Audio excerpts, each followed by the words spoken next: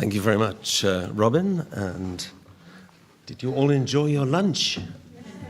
That was magnificent, really. I enjoyed that so much. Excellent. So, thank you. We are continuing on, kind of second half. I left you with a question about metaphors, in particular this one about the fruit that's mentioned in this story, and wondered what you'd come up with. This is a very key, very crucial thing. This kind of story is not only one interpretation. Traditionally, most often considered explanation in the Christian world is it's just talking about disobedience and how wrong that was to go against the command of God, and therefore that led to the consequences of the fall. So that's not untrue, of course. That's is not a criticism of what people believe, and in a way it certainly was disobeying that commandment, but more deep. Whether this story was understood at the time this way, I tend to believe it, or think myself it was, but we need to examine more the fruit as a metaphor. So was it a test of obedience? Well, yes, but this fruit produced as a consequence death. It's a big price, isn't it? And the fruit is more desirable than life itself. So temptation to eat of it, even with that word, on the day that you eat of it, you shall die, was enough or not enough to stop our first ancestors straying in some way.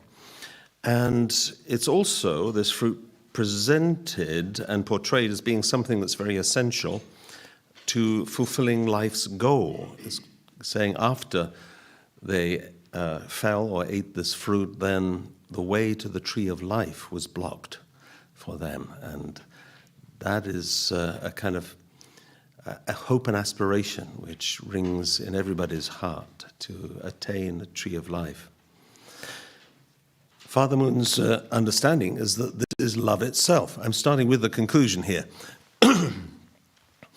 Love itself, in particular, the holy husband-wife relationship that was violated or gone into, enacted too prematurely.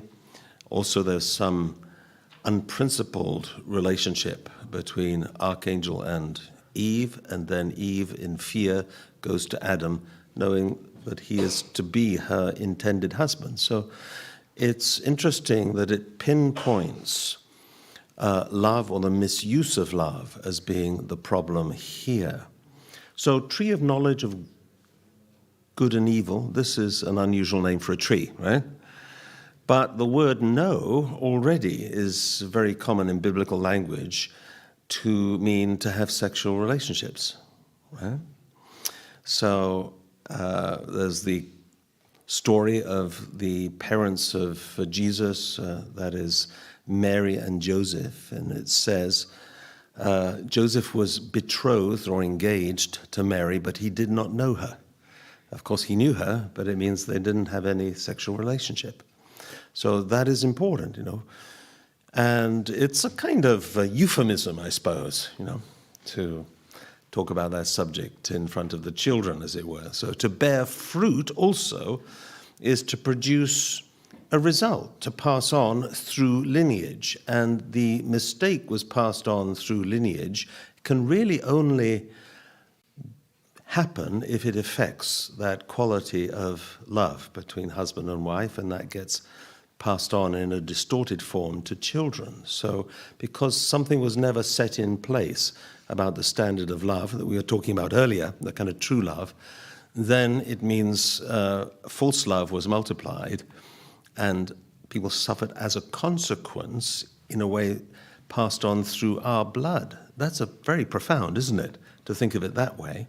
But give yourself some time and some reflection time afterwards to think about that. So here it's kind of saying that Adam and Eve should have grown to their perfection, and these green bands represent kind of 3 stages of growing to maturity, from being born until being mature as an adult. During that time of growth, they were given this commandment not to engage in any sexual relationship, but to work on developing themselves and their own character and personality and brother-sister relationships, which are so important.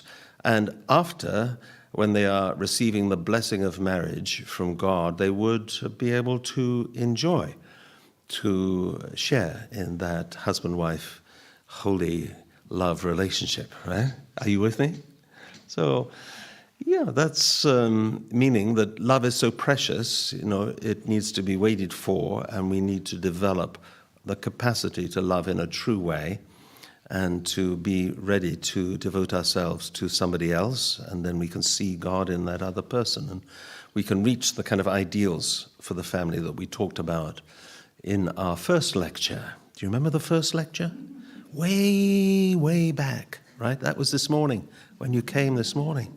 Seems like yesterday, doesn't it? Right? Yeah, before all that beautiful dal and chicken and everything. Okay. So it's almost like this top stage of development for human beings has never been gone through, because they are falling, and falling is, of course, a metaphor again, but they fell from their kind of position and status and created a more loveless and hellish environment, actually, which has been perpetuated down through the generations. That's why, we do things to each other as human beings that we feel are inhuman. It's very strange, isn't it? Right? We have struggles from the very root. Here's Father Moon talking about this. He says, what is the reality of our world today? Disorder, and sickness of every kind, including war, violence, and drug abuse, have infected humankind. More important, the rapid collapse of sexual morality among the young, the increasing divorce rate, the breakdown of the family are all destroying the foundations of human society. And all these things originate from the fall. So, do you remember my earlier definition of true, genuine love? It's just one definition, right? Unconditionally caring about the happiness of another person. So then, compared to that, what is conditional or false or imitation love? You can think of it as I care how you make me feel. That's the big overriding interest in that kind of love. I love you when you make me feel good. But if you don't make me feel good, I don't love you anymore, right? Or I'll go and find someone else to, this kind of shallow, changeable love that's very common today. It's still called love. It's all called love, right? But there are different qualities of love and different aspects of love in this way. Another author completely different, to another source, because I think it's important that we realize that other people are getting to this same answer through different means, is a spiritual author called Eckhart Tolle. I quite like his work. He's just writing. He's not leading any group, as it were, or any religion. And in his book called A New Earth, Create a Better Life, he says here, what is commonly called falling in love is in most cases an intensification of self-centered wanting and needing. You become addicted to another person, or rather to your image of that person. It has nothing to do with true love, which contains no wanting whatsoever. That's very, that got me thinking when I read that. And it's very interesting that people are realizing this. So what is the difference between true love and false love? So we talked earlier as well about making these three foundations of peace: individual peace, peace in family and society, and then more universal peace in respect of true ownership and responsible stewardship of the natural world and the environment around us. So that was the kind of key, or the plan for our happiness, and everything we would need for our happiness is included in this scheme, if you like, or this description. That's why I don't think of this as theology or doctrine. I think it's much more deeper and more general than that. It's about life itself, right? This is life. And how much, many people would benefit just from knowing that and realizing this is what I can commit myself to. This is what I should be working on myself, first of all, and then, getting myself ready to be able to contribute in a good way to a marriage relationship and make that last and work well. And then also, at the same time, developing my own foundation, my unique kind of career that I can contribute to and offer benefit outside of the family, and also relate to the natural world, appreciating it and seeing the beauty there and taking care of it, and also perhaps even getting into the science and technology part and seeking for the betterment of humankind. So these foundations of peace, though, through this tragic event we call the fall, meant that the foundations are corrupted and there is no peace. It puts the mind and body into conflict, and we looked at that earlier before lunch. And then we see that there are problems coming out of having some evil influence, not some common high purpose, but something there, or some self-centered element, which is contrary to those original principles of creation, you can say. And that results in conflicts in society and in war between groups of people and even groups of nations. So finally, we see a corruption of the relationship between ourselves and the whole environment through becoming self-serving and exploitative of nature, even using scientific and technological developments to dominate other people, or to use as weapons, or to try and make our false idea of what life should be like more prominent. So there are certain results that come from the fall. One is expressed this way in the version of unification principle. It says, to state that the world is under evil influences, because that's not always a kind of common or, okay way to talk about it, is it, right? It sounds to some people's ears like a bit old-fashioned or something we shouldn't be talking about today. But the reality is there is a real spiritual world, and it's corrupted, and there are evil influences on people, so that some people have the experience that they don't know why they do things, and they regret and are very remorseful for doing certain things, and they don't know what drove them to do it, right? It's a combination of a person's own weakness spiritually and some unhelpful spiritual influence. So you will hear somebody make a very lame excuse. For example, if a husband has an adulterous relationship, he will say something like, I don't know what made me do it, right? Have you ever come across that? I don't know what made me do it. I don't know what came over me, right? Well, almost like it was something else outside of me and not my responsibility. The first thing, of course, is it's your responsibility. You shouldn't have done that. And that's your weakness. But also, people do get kind of influences, and these are, and they can't control them, they are controlled by them. So this is a very real area, I think, that we'll come to terms with as the years go on. So this understanding of the fall, when it's gone into deeply and looked at the motive and the process and everything, and this is part of Father Moon's understanding, reveals, and again I'm jumping to a conclusion here, so if you want to study more, I have to send you back to the original text, really.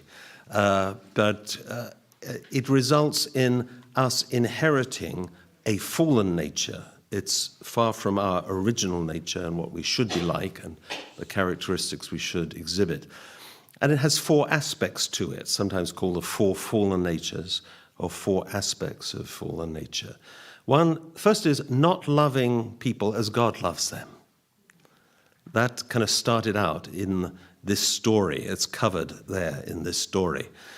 Or seeing situations as God sees them. It's losing that kind of overall parental perspective from which we can love others properly. And then it's neglecting our own responsibility and seeking a position and role that rightfully belongs to others. Are you with me? Seeking to dominate others whom one should respect and cooperate with, and behaving unrighteously and disrupting the proper order, what should be a proper order. And the fourth, I know this is rather wordy, and it's not poetry, right? But it's very important. The fourth one is seeking to justify one's own wrongdoings, to shift the blame, and to encourage others to join in the same evil behavior. Wow. So all of this and more, Father Moon got from his deep research and prayer about this full story and things surrounding it. And we can distill that to these four aspects of fallen nature. First is not loving others from God's standpoint. Secondly is leaving your proper position or responsibility. Third is reversing the order of dominion, or the proper order in life, and multiplying evil rather than goodness. These are not four separate natures. Each one kind of grows out of the previous, starting really with some very small deviation, and they come to have more impact on others as we get involved with it and allow ourselves to be influenced by it. So we move from a mistake in one's own thinking to actually encouraging others to harm other people.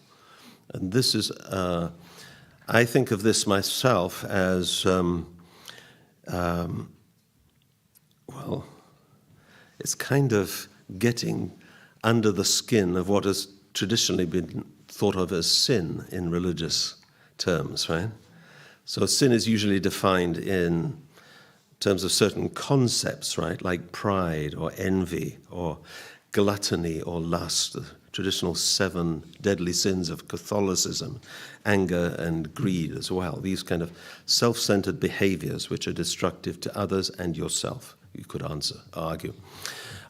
So that is, that's important understanding, but what gives rise to those? Something gives rise to those, and this is what this insight is doing, maybe for the first time, to really understand why we have trouble with these things. And of course, that also starts to present a solution. But imagine what I'm talking about here. It sounds very theoretical and, as I said, quite wordy. But if we think of a typical situation, not such a serious situation, I'm not talking about brutal dictators or this kind of thing, which do follow this pattern, actually. But just to say a situation in a workplace. Maybe you can imagine there's an office situation or a workplace, and there's opportunity for promotion. So what does that mean? Ooh, a little bit bigger salary and a little more status and this kind of thing. So, imagine there are 2 people who really feel, I want to be chosen for that job.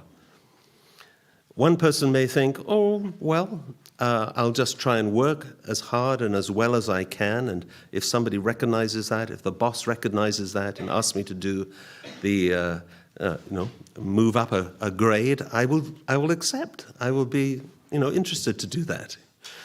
But someone else might think, well, I definitely don't want that other person to get it. I have to think now how to make sure that they don't get the job and that I get it, and they start scheming. Have you ever come across anything like this in your life? Right? So that person, if we follow their line of thinking, this second person starts with a kind of self-centered viewpoint. They probably think, well, I deserve this job, right? After all, it's me you're talking about. Right? And they will start with that self-centered viewpoint, but actually it doesn't affect anybody because it's in their head and you can't see what's going on. But then what starts in the mind can start to take a hold of their behavior and occupy their time. so that they're now neglecting their own responsibility, and they're not just getting on with their job and doing the best that they can. They believe themselves to be better than others and want to see themselves promoted, so they're going to present maybe even a false picture of themselves, right? And people do this, right? And then that gets turned into action. The next thing is that they maybe put this other person down in order to win favor for themselves and increase their own chances. So they spread a little rumor around. Oh, this other candidate for promotion, do you know what they said about the boss?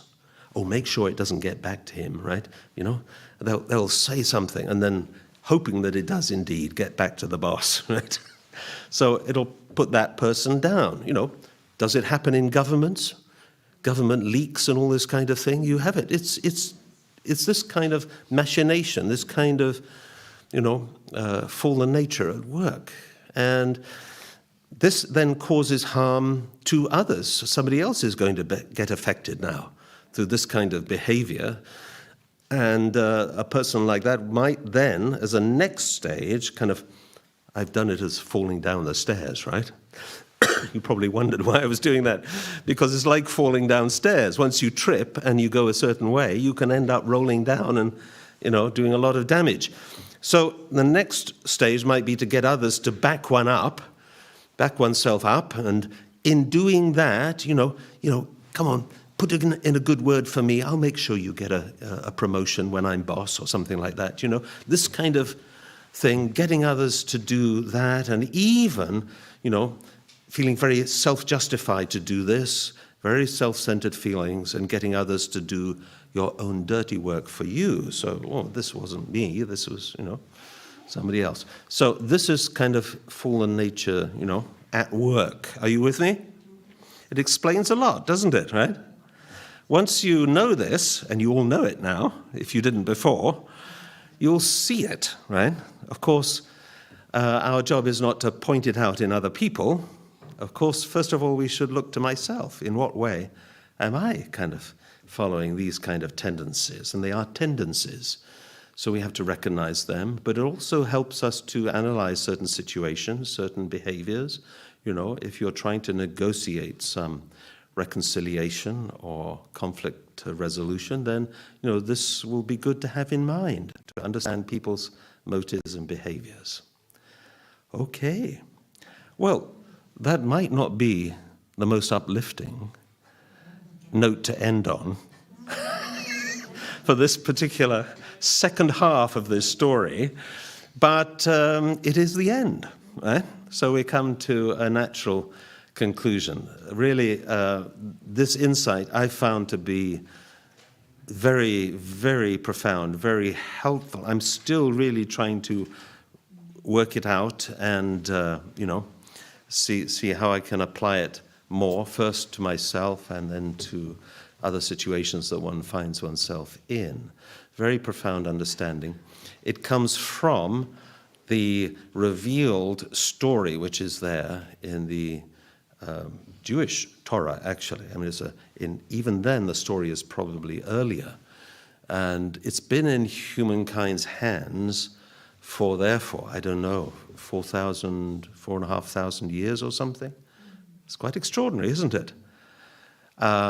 Mostly, people look at that story and they say, oh, it's just eating a fruit, or it's something, you can ignore it because it's not important, and it's just fantastical, or it's just a test of disobedience, as though a loving parent would test their son or daughter with some poisoned fruit that would cause them to die. Of course, the death is a spiritual death that it's talking about, because even in the story, they don't immediately die.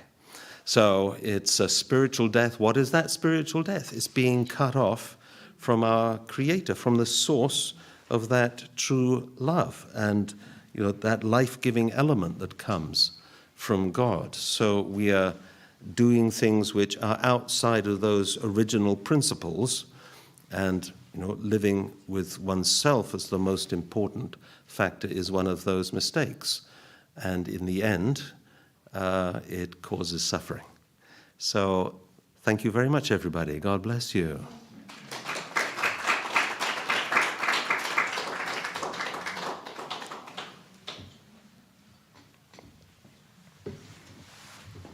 Good. That is not a very good time. So, should we have a short discussion group and then go into the next presentation? We could do that. It needs something, don't we? Yes. So, 2:15 now, so that's okay. We can do that. what do you think? Yeah. How long for discussion? Yeah, it needs something. Or just, we don't need another break right now. 10 Little minutes? discussion. 10 minutes. How about that? Would you like a 10-minute discussion, everybody? Right? How about Yeah. we have smaller groups, then everyone gets a chance to talk. And in each group, you might notice there's somebody who knows very well the content that I'm sharing. So don't feel it's not an opportunity to ask me. You can ask that person, and they will give a better answer than I could. Right? Thank you. So we've just got until 1:30. Until 1:30, please make a little discussion group. I can be as small as 3 if you want, so everyone has a good time to talk, or it could be bigger if you want.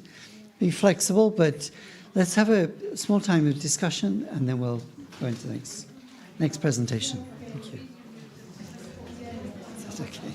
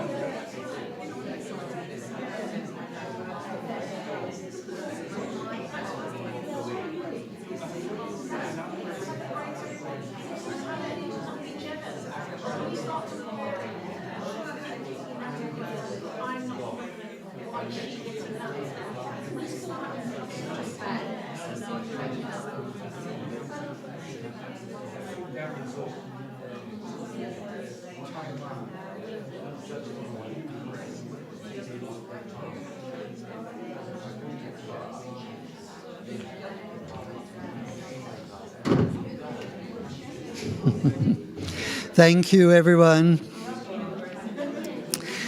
So, can we end our group discussion now? And we can turn our chairs around.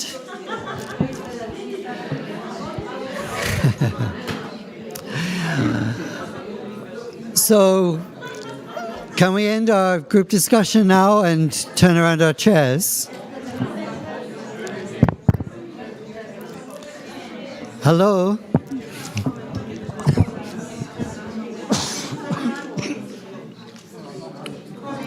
Hello, everyone.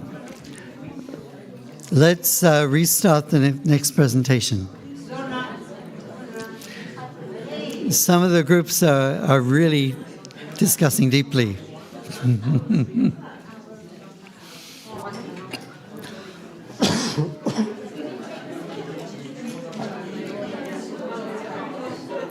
Thank you, everyone. Let's give a round of applause for Reverend Dr. David Hanna.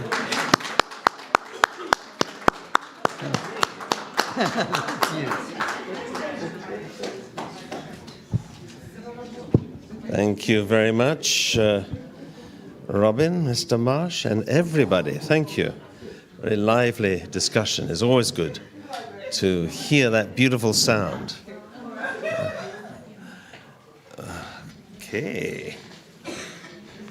Very good, very good. I used to stand and give lectures, but now I think this is more friendly. Don't you think so? That's more friendly. Like just chatting with you, really. So our next and final session from me, this third session, is about bringing peace and reconciliation.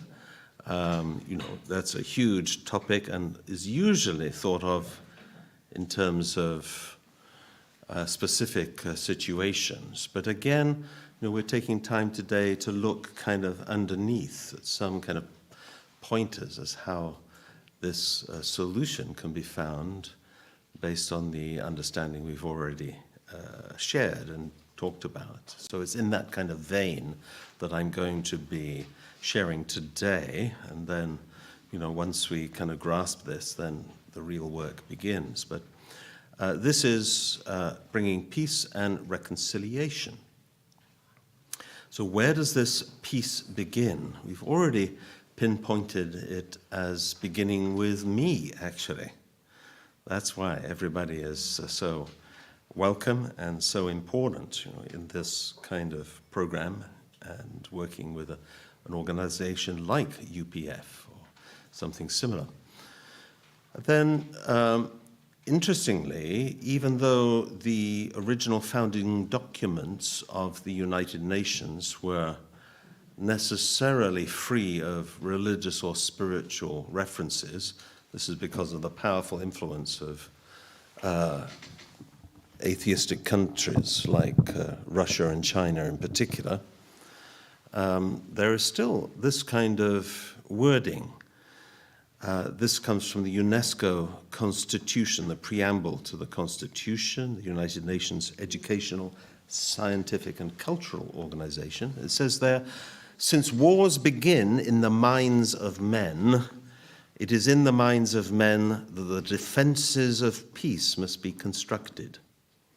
So it's pinpointing it very much. It's a problem in the mind. We already talked about the kind of divided mind that is there, giving rise to conflict.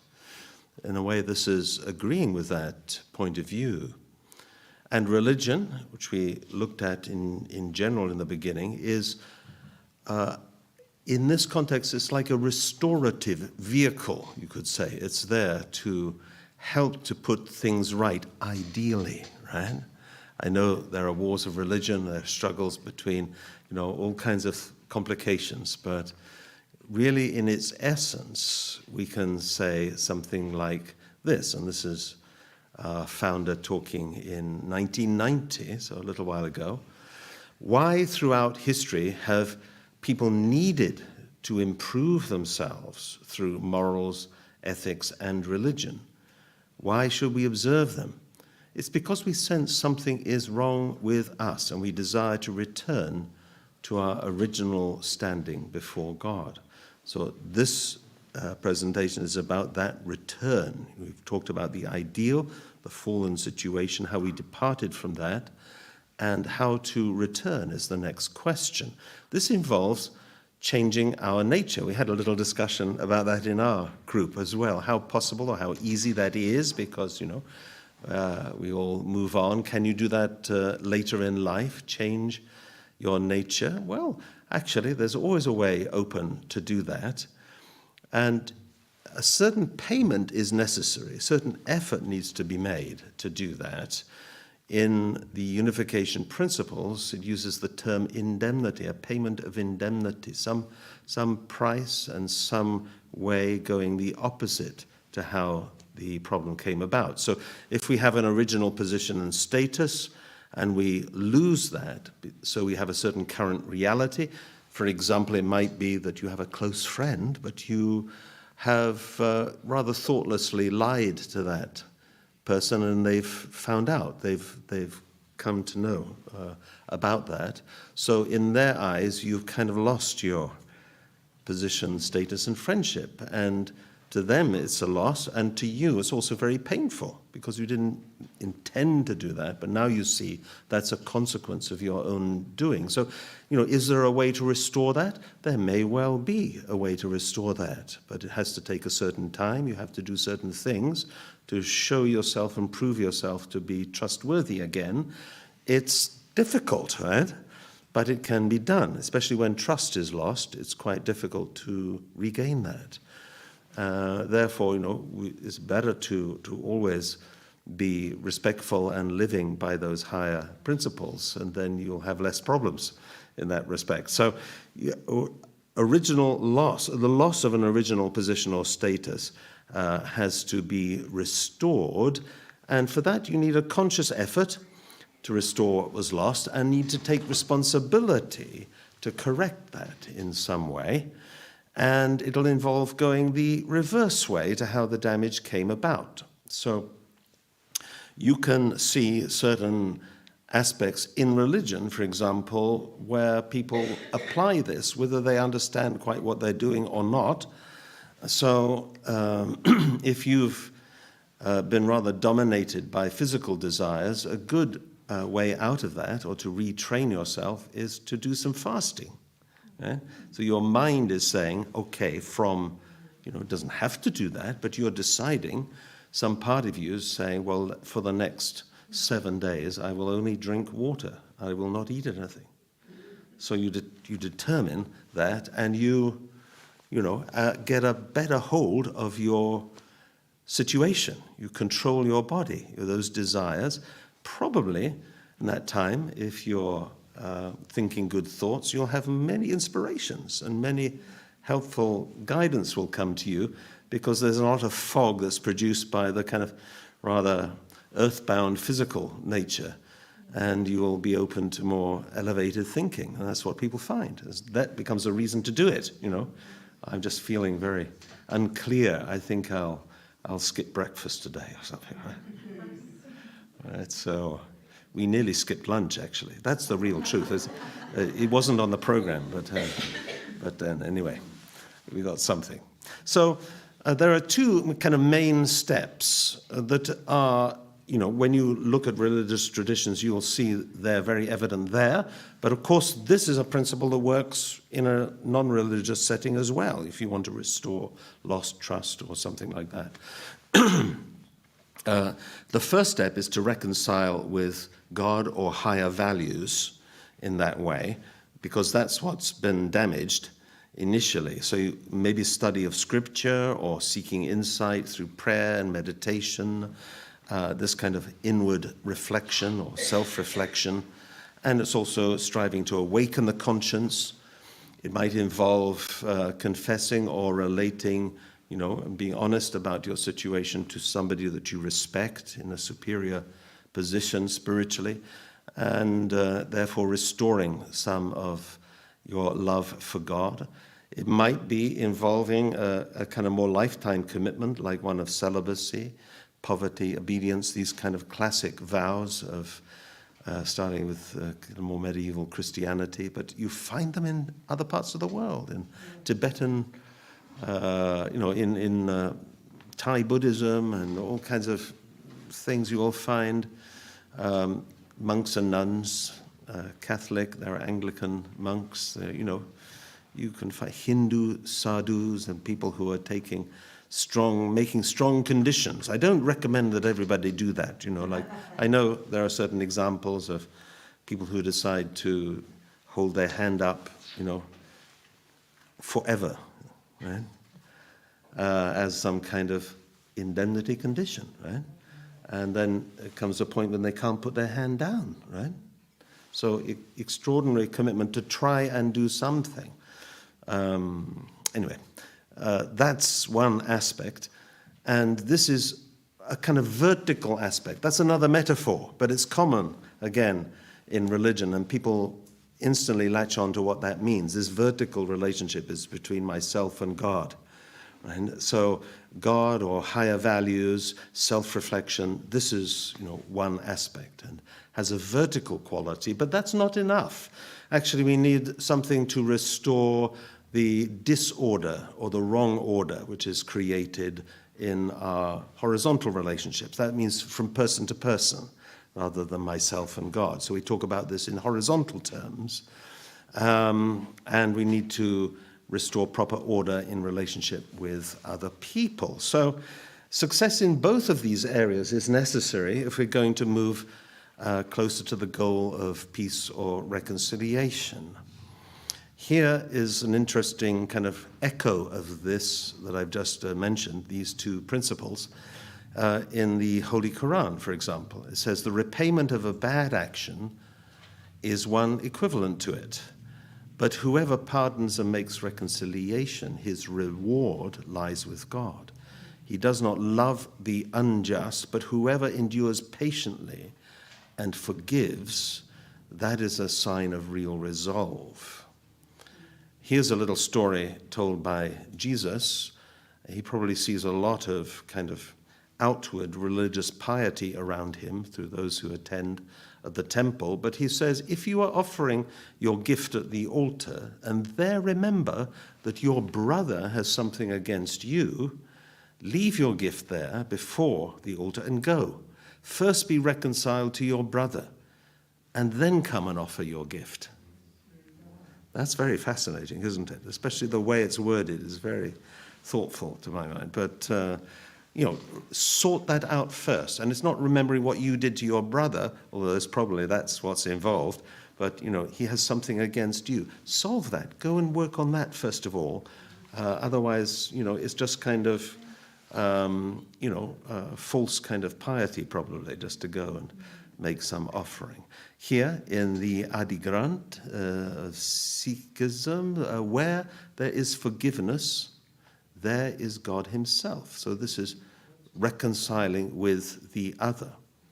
It's also, interestingly, a very central or core teaching of Jesus, because he was put on the spot at one time by Pharisees and told, what's the most important law of the, in the scripture? There's 630 something, I can't remember the exact number, laws. So they thought they'd got him because, which one are you going to choose, right? But he was very clear.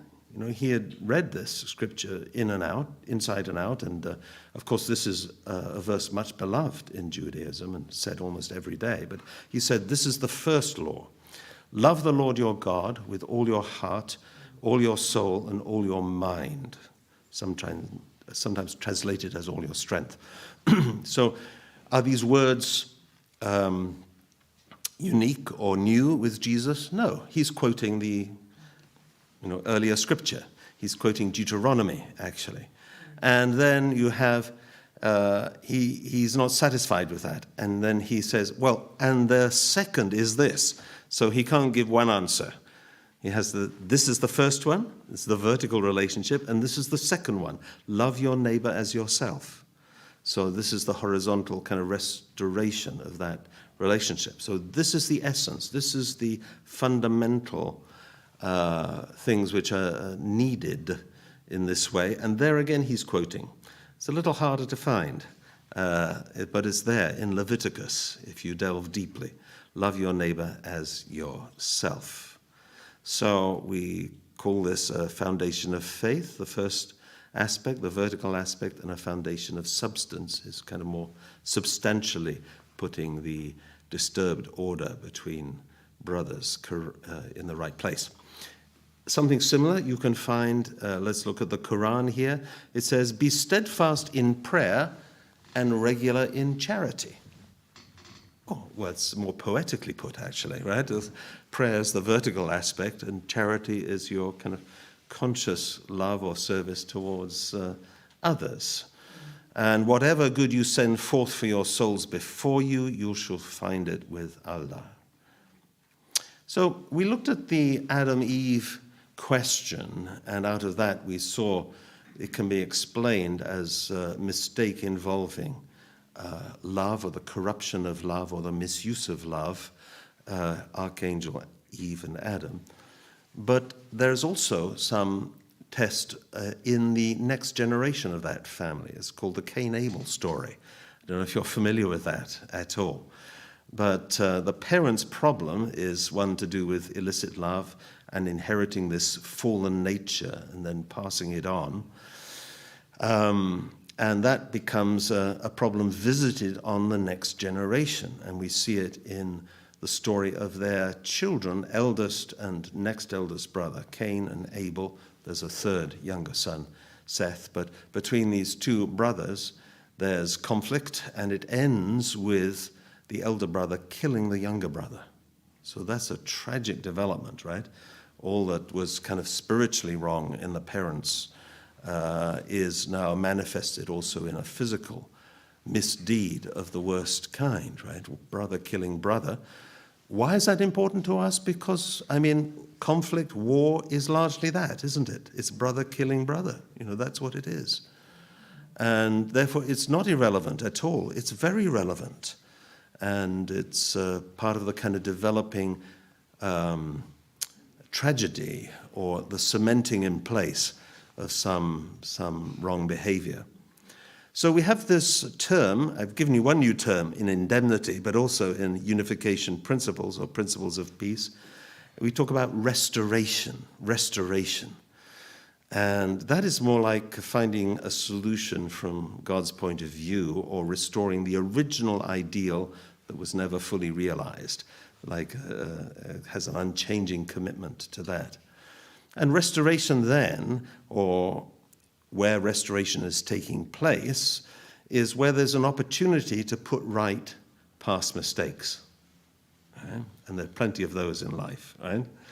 It's also, restoration is giving in, where giving in to the same temptations that caused a problem before will only continue a destructive pattern. So you're conscious of that, and you decide that you'll make a conscious decision not to give in to those temptations or to repeat the problem of the past. Do you follow? And also we can say it's where you follow your conscience, and hopefully your kind of enlightened conscience, rather than repeating mistakes that just come from the fallen nature. Fallen nature is, we sometimes say, is just tendencies. That means it's easy to slip into that way or that pattern. It's like flowing downstream, or you swim downstream, it's very easy, isn't it? But the serious religious life is a life going upstream. You have to swim against the kind of tide of immorality in society and those who are very free with their fallen nature. So you break the cycle of abuse and the pattern of fallen history. Conscious decision on your part. And until restoration on a particular level is accomplished, the same problems will occur. Does that ring true with anybody? When you? Yes. I know I'm talking in theory, but excuse me. Sometimes in counseling people, I would have someone who says, you know, I'm having such a difficult relationship with this person at work that I'm going to move. I'm going to find a job in another city. But I usually say, just hold on, you know, before you do that, right? Because that problem may well follow you. Yes. You will find somebody who creates just the same problem, right? And you'll wonder why, right? But, you know, there's something here that you have to resolve. So even if you feel irritated by a person, the bottom line is that you don't have true love towards that person. Of course, they may need correcting and having things pointed out, but you can only do that if you have a heart of true love towards them, right? So, you know, you can't, many things in life you can't escape, right? They will catch up with you. So this story has gone into, in unification principles, this story of Cain and Abel as a kind of archetype of conflict. So if it's new to you, in a sense I apologize, but it's also part of our cultural heritage and quite important to understand this. Or in your culture there may be something very similar, a story which is told. It's a familiar theme, struggle between brothers, right? So we can say here, in this situation, God wanted Cain and Abel to love each other. That's how it should be. An elder brother has certain responsibilities towards the younger brother, and also the younger brother has to treat the elder brother a certain way. So there's lots of kind of things about human kind of proper behavior here which should be exercised. Very interesting is what God says to Cain. Why is Cain so angry, actually? Cain is angry because they are both asked to make an offering from the various areas which they deal with. One is for farming, and one is kind of from sheep, grain or animals. But they make their offering, and Abel, the younger brother's offering, is accepted, but Cain's offering is not accepted. He doesn't feel that's accepted. Maybe he didn't do it in the right way, or maybe he didn't solve some problem with his brother. Maybe they've been arguing for a long time, and he should have done that before going to the altar, like we had in the previous thing. So whatever it is, the words that God says to Cain, who's engaged with all this resentment and this anger and this bitter feeling, is, if you do what is right, will you not be accepted? That's very interesting, isn't it, right? Hey, why are you so worried? Just do what is right and you'll be accepted. But if you do not do what is right, sin is crouching at your door. Its desire is for you, but you must master it. In other words, get a hold of it, right? And don't give in to it. And it's coming for you, but be aware and understand this. So this is why it's such an archetype of conflict. Abel, we can say the younger brother, loved God, but couldn't win the heart of his brother, who was consumed with resentment. And maybe had some responsibility to try to do that. Also, Abel had God's blessing now, but maybe he wouldn't share it so freely or help his brother to receive it also. So we have to always include others in this. And Cain, on the other hand, was consumed with resentment over the perceived injustice of this situation. And certainly he didn't see his brother from God's point of view or love him from God's standpoint. Those words you'll recognize as first aspect of the fallen nature, right? So he was jealous of his brother. And he's unable to control his anger. So that kind of falling downstairs happens quite rapidly and ends up with him feeling justified to hit his brother over the back of the head when he was following him into the field and kill him. So that's really shocking behavior. But also somewhere it's the twisted logic of anybody who's engaged in murder. They think, if I get rid of this person, all my problems will be solved. Right? But of course, that's not the case. And you know that the statistics say that most murders happen within family relationships, people who know each other. That's the majority, actually. So, very serious, actually. This is the kind of what is being talked about in this story. So what should happen?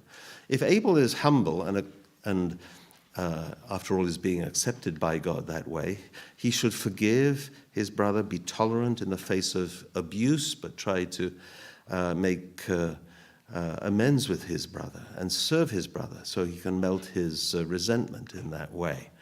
And be ready to help his brother to be successful. So one should ask the other. Maybe Cain should ask his brother, how should I make a successful offering? Obviously, it'll work for you, right? That is being humble, isn't it? It's going to somebody else to ask. Or his brother should say, I see you're really suffering, and that's awful. So let's, can I help you? Can I give you some advice? Or, can we talk about this together? Something like that. So Cain should overcome resentment and his feeling of rejection and recognize his brother's value. And also he should rejoice in his brother's success. And that's what often people don't do if they have some fallen nature. They don't like to see other people successful, right? And they want to bring that person down somehow. So he has to move on from his hatred and be ready to reconcile. If he can do that, because you see that Cain is being influenced by these aspects of fallen nature, if he can do that, he can kind of weed that out from the family. He gets rid of those tendencies which are affecting him more than his brother. And if he can overcome those, that is restoration, as we defined it earlier, right? It's a similar situation. He's actually being put in a position to feel the same feelings that the archangel felt towards, or Lucifer felt towards Adam: jealousy, desire to dominate, feeling of not being loved. All these kind of things are there, and Cain is feeling those. So he has to master those things, as God advised him, and deal with them. And then, once he's dealt with them, they won't be a problem for that family, Well, they may be a little bit, but I mean, largely, it'll be kind of weeded out of that family, and he'll be a great contributor to peace in the family and restoring partly his parents' mistake. So I'm just kind of laying that out there, that there's some interesting talk about this, and I can't go much further today. But look at another situation, because we said if something is not restored, there will be an opportunity come around at a later time, right? It'll raise its head again, but it's not only the problem occurring again, it's an opportunity for restoration has come again. So how do we look at it, as a problem or as an opportunity? That's always a key question. And there's an opportunity, or almost two opportunities in a way, in the family of Abraham, which is quite a bit later down the historical line, but I'm going to jump to that. And Abraham had a son through Hagar, Ishmael. Of course, this is already the start of the Islamic story, really, when we look at this. And then, after that, even though she was not expecting it because of her age, Sarah, his original wife, gives birth to Isaac. So there's a potential for these brothers to make some unity, actually, and that's what's desired, for sure, in a family. It's a little complicated relationship, isn't it, right? A little difficult feeling between Hagar and Sarah, especially when maybe, there's the idea that the younger son is kind of now more the original line of this family. How easy for there to be resentment, or a reenactment in a way of this Cain-Abel story and all the feelings that went with it. Are you with me? Yeah. So that's very interesting that this comes up and is picked up in the biblical narrative, and tragically that couldn't be resolved in the family in this generation. So they split, and Hagar goes away, and we can see injustices there, we can see mistreatment, and we can see, it means that this family, even today, is kind of oddly divided, isn't it? Because, through Ishmael we have the Arab people, and through Isaac we have the Jewish people. So something that starts in the family can end up as a major problem. And it can end up with people hating each other, and they don't even know why they hate each other, right? It's very complicated because these things affect the lineage and all the talk that goes with it, When, a child says, why don't we relate to our uncle over there, or something like that? Or we don't talk to him anymore because of what he did to your mother, or this kind of thing, right? So it multiplies this kind of feud. How many feuds in families are there, right? It's so tragic and so sad, right? It shouldn't be that way. But there's an opportunity here which is lost, and it's not made good. But in the next generation, in Isaac's children, he marries Rebekah. Rebekah has twins. Esau is the slightly older one. He comes out first, right? And Jacob is holding his heel, it says, which is a derivation of the name. Somewhere he's the second, but it's very important in Jewish culture who comes first of twins, right? Because they're going to be the center of the family, to carry on the family line and have that major importance. But also it puts these two who just emerged from the womb in a kind of Cain-Abel situation, right? They're recreating that and have an opportunity to solve this. Interestingly, when Rebecca feels that she's obviously aware it's two children, because they're kind of fighting each other inside her womb. That must be strange, mustn't it, women? I don't know. I can only imagine, right?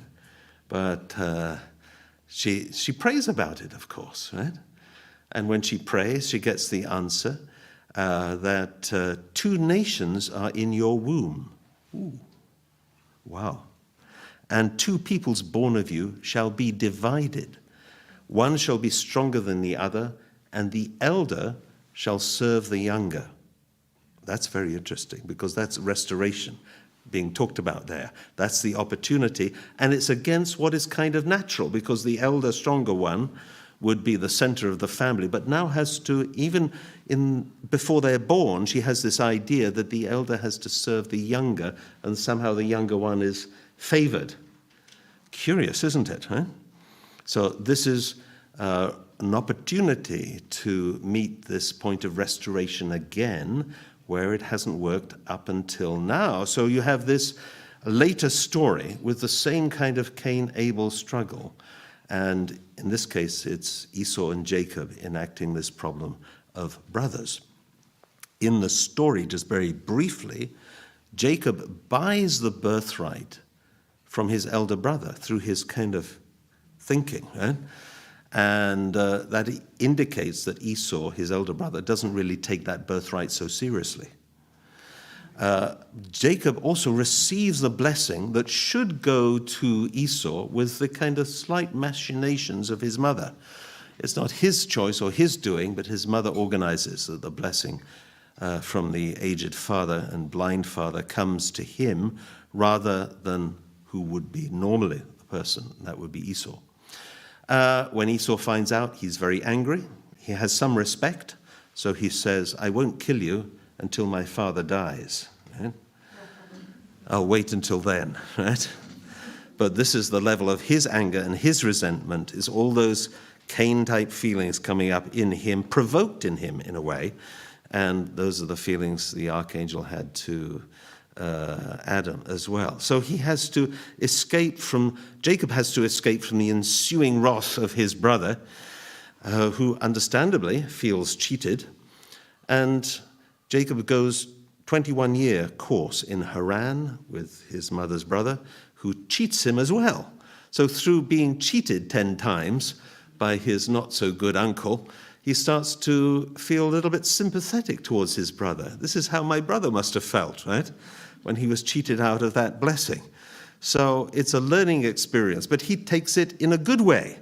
And he has a strong desire, the one thing he wants to do is to reconcile with his brother. And he's much more conscious than his brother of the fact that a nation is coming from him, and he wants to see that go in a good way. So he goes through a lot of struggle. At the end of the 21 years, he wants to go back and reconcile with his brother. His brother's coming out to meet him with 400 armed warriors. So do you think he's over it yet? No. That's the implication, right? He's not over it at all. So again, what Jacob has been making, in a sense, all these conditions and building up his own family and possessions, but he's ready to give it all to his brother to reconcile. So he goes through a kind of night of struggle where it says he fights with an angel. But his mind and heart are set on the nation and the future of the lineage. And he seeks only to reunite with his brother.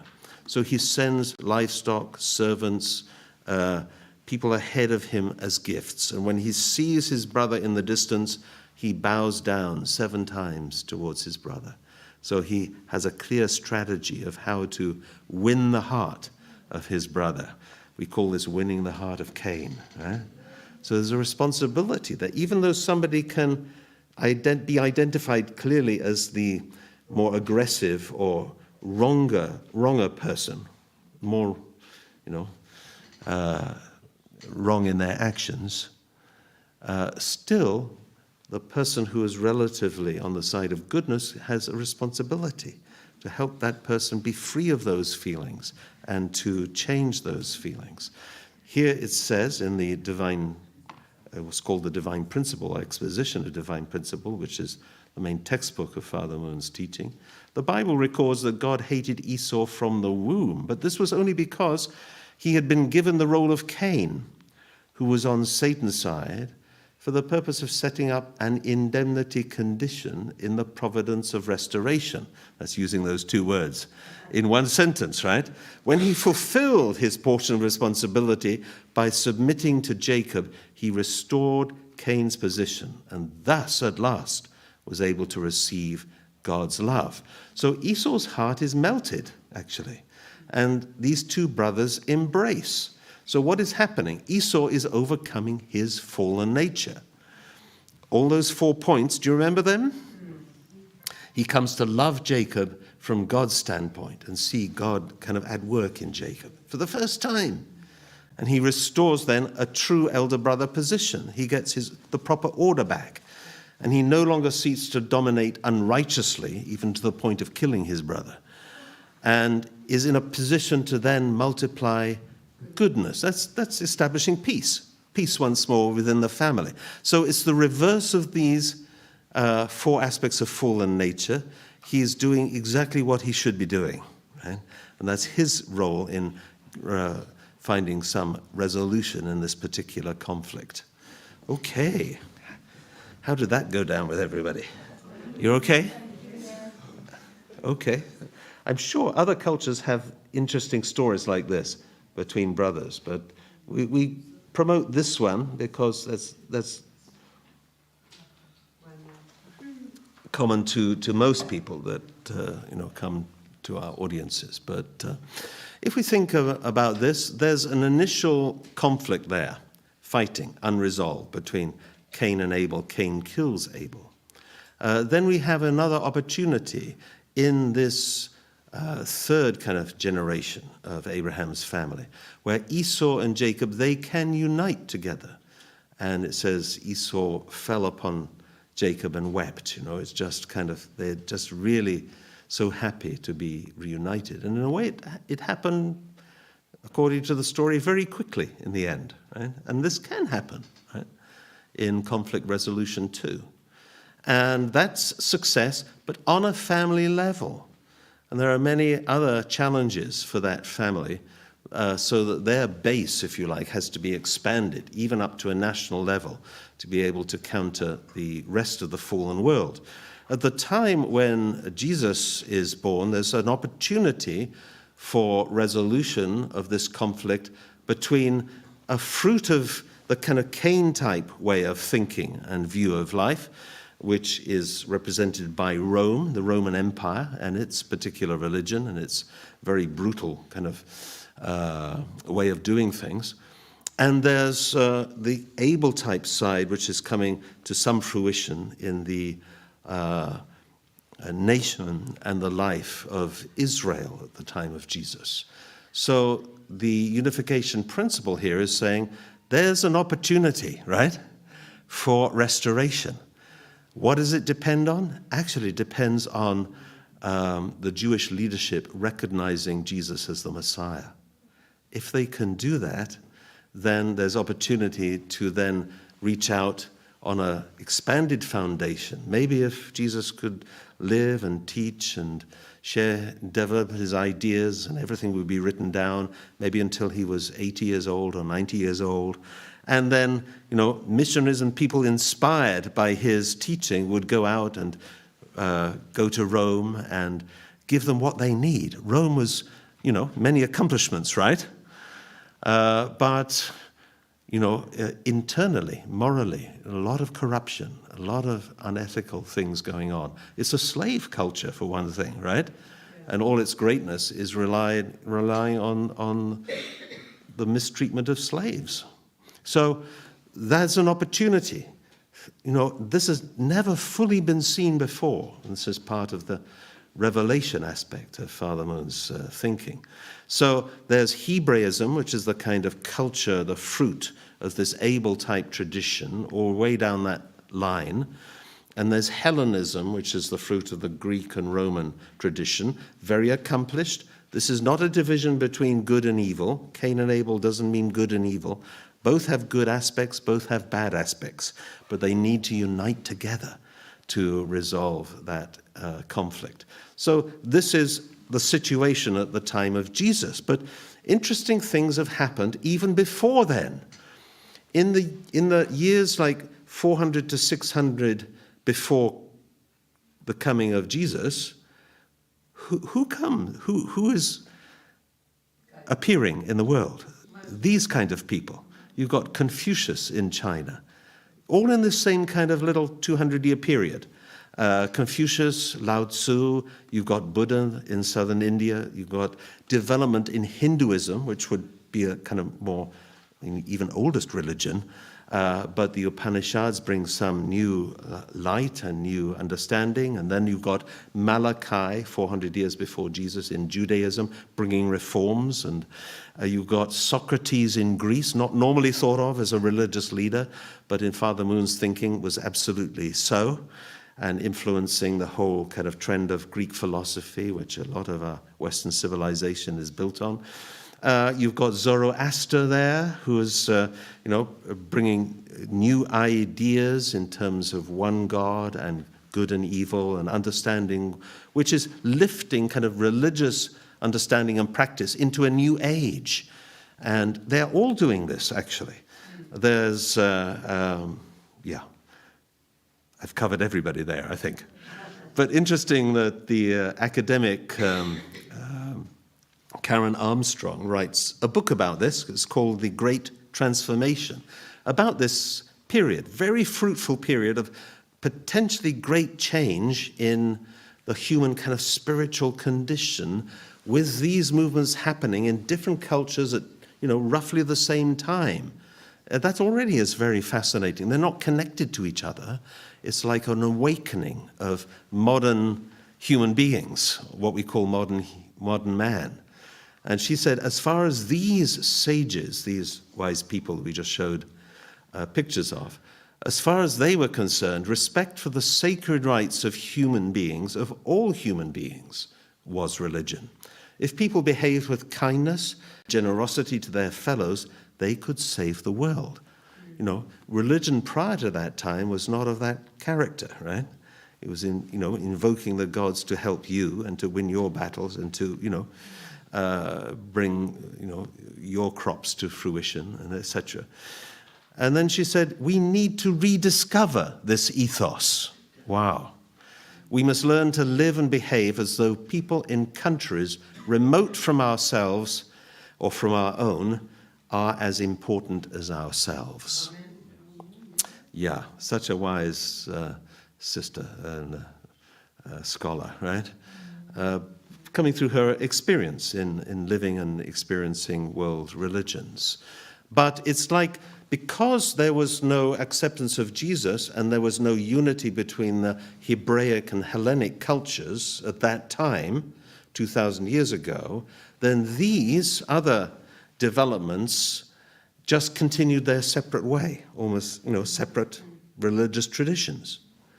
Whereas if there had been some fruition and some unity of the Hellenistic and Hebraic, spheres at that time, then naturally that would have spread to Persia, to India, to China, and they'd all realize we're part of this big awakening. Let's realize one world family that's loved by the God that we have in common, right? That could have been a transformation 2,000 years ago. Wow, right?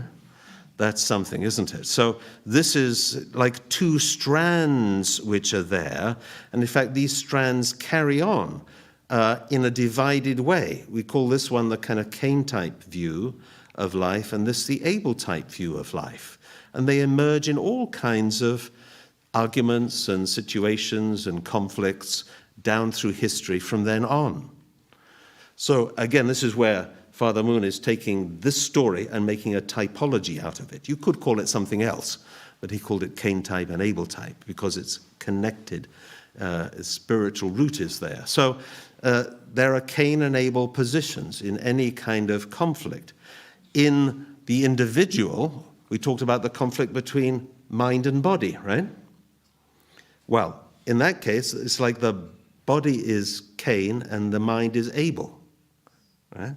And one has to come under the other to kind of be reconnected with God and has to let go of any kind of fallen nature. That's the body's job. So it's even applicable to oneself, resolving Cain and Abel in myself. Likewise, any kind of devotee will find their guru or their spiritual teacher, and it's the same pattern, right? That's why religion largely relies on, these single enlightened individuals, so others can come, and by making that their kind of spiritual path, they can lose their fallen nature and they can elevate their heart and at least reach the level of their teacher, right? As all good teachers should say, learn everything you can from me and then go and find a better teacher, right? Not so many do that, I think, though. But, no, probably a lot do, actually. So, and also we can see in the last century in particular, but still today, this kind of division between communism and democracy. Communism is the kind of fruit of this Cain-type way of thinking, and democracy is a fruit of this Abel-type way of thinking. Neither is perfect. They both have their faults, but which is the one which is more prone to reacting violently or even encouraging violent overthrow in class struggles? It's communism, obviously, right? So that is the kind of Cain-type mind, very concerned with what's fair and what's not fair. If anybody's going to be an exponent of love or self-sacrifice or that kind of thing, it's going to come through the Abel-type line. Any issue in today's society that's debated will have very often two fairly established groups, right, arguing about it, right? And one you can see with this analysis is more Cain-type, one is more Abel-type. Right?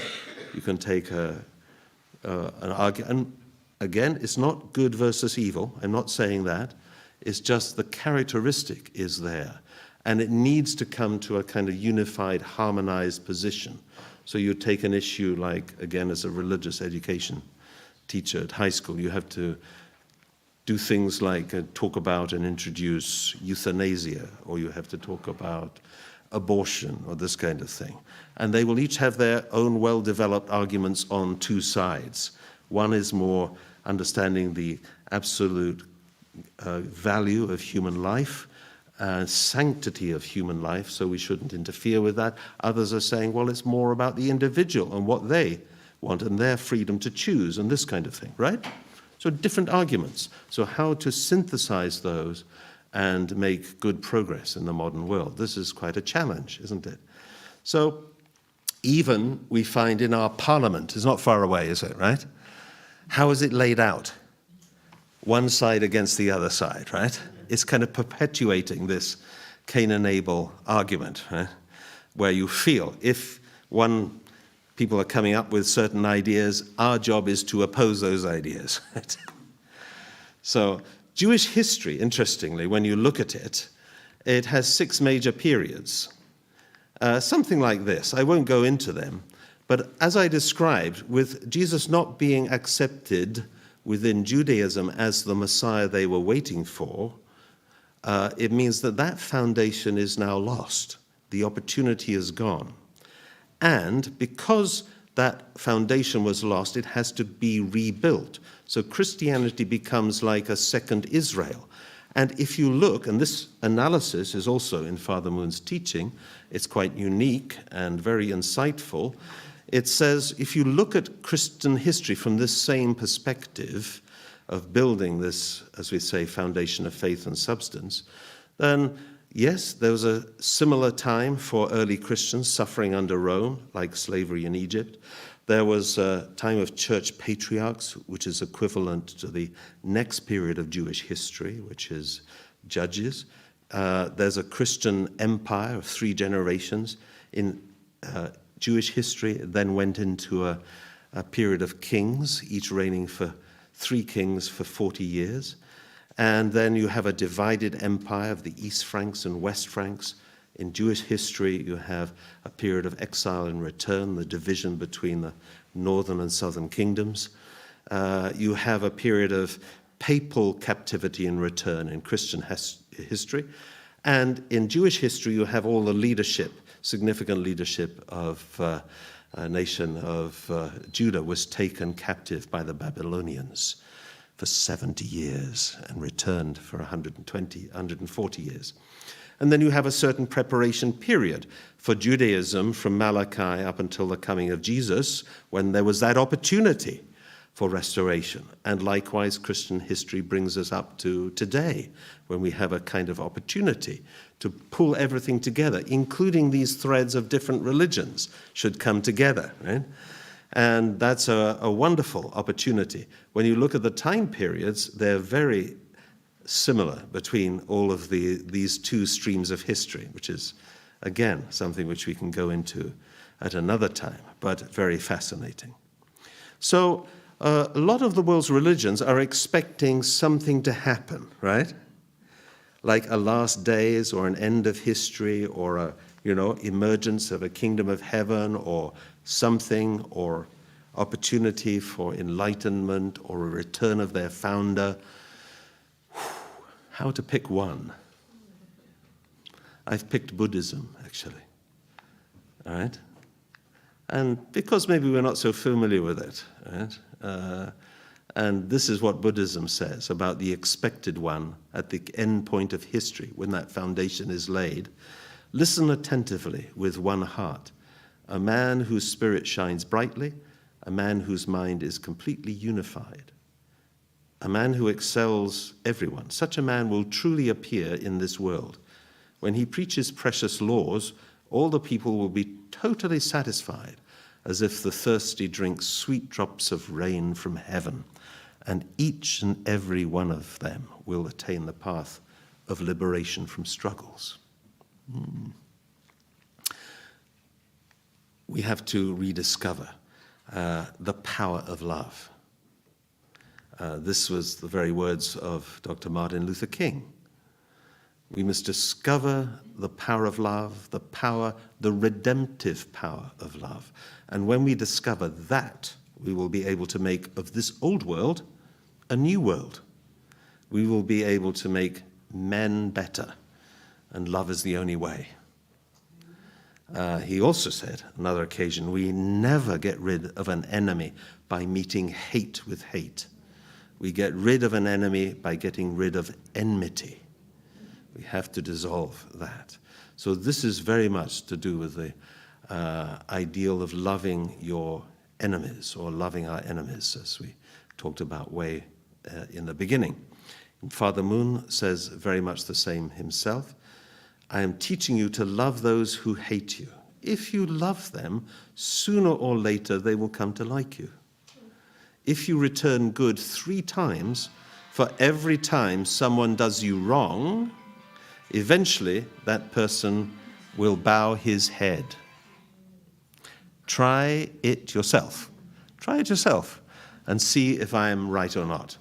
Everyone has a conscience. Everyone has an original mind. So speak to that original mind in each person, right? And if you can do that, you'll develop a relationship, a positive one, with that person. Everybody, thank you very much. I'm going to close there. So thank you.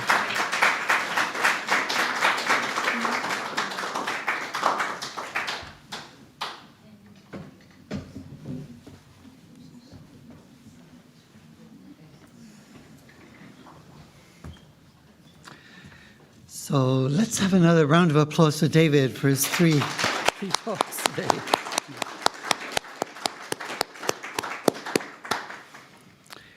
I'm sure when you reflect on some of these points, you can find examples in your own life, times when you forgave and some great feeling of heart changed towards someone, and someone became a great friend from a position of enmity and friction or difficulty. There are many examples, but following these principles closely, you can find a great wealth of human experience in them. You can see many different examples of things going the right way, things going the wrong way. But there are things that we need to think about, to reflect on. And I think we should make one of our little circles, our discussion groups. And let's share about our own experiences following these kinds of principles. I think we're just going to do discussion groups for now. If maybe you could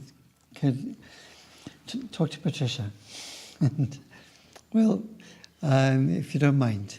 So if we could just make some circles and we can share amongst ourselves. Thank you.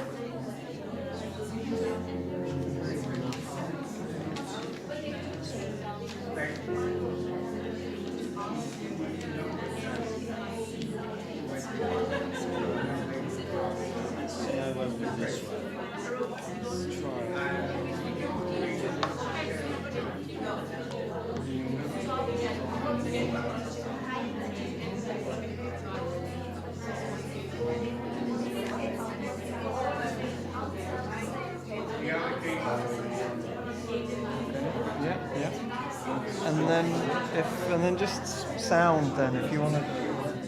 Right. Yeah.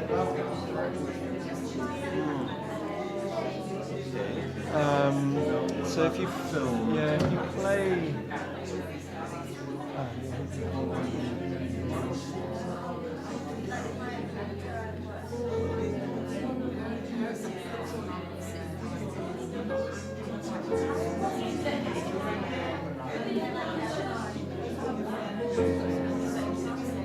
Is the video in that?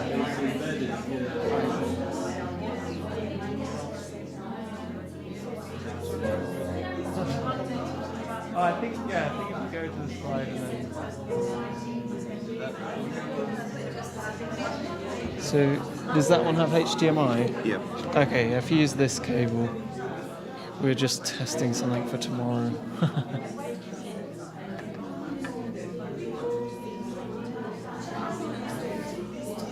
Did Robert mention when we would start this session?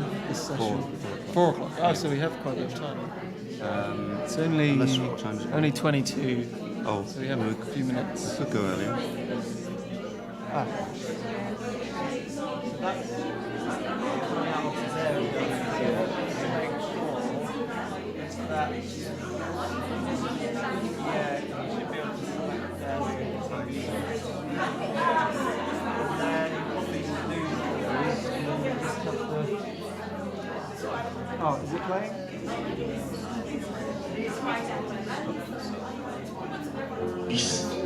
I think about it. So the volume has to be controlled from here. But that was max.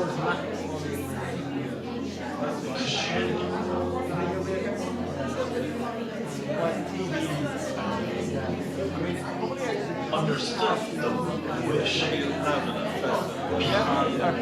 I mean, yeah, if you can manage, then make life easier. No, yeah, because the TV sound takes over.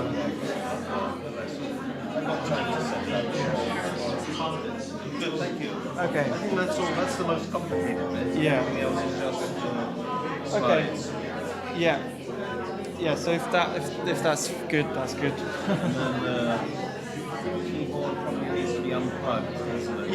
Yeah. If you just take out the audio cable, then you'll be fine. So that's great. Yeah. The only thing I hope is that they leave that desk open, because this is in the desk there. I don't know who's unlocking it and locking it personally, but if tomorrow was booked in, then it should be open. And anyway, I think Taika Vidika, sorry, yes. That's why Vidika also has the key to it. Just stick it under there. We could do. I'll put it under there, and then if when you leave tomorrow, if you put it in, or if it's locked, then on. Yeah. Okay. Thank you. Yeah. Good.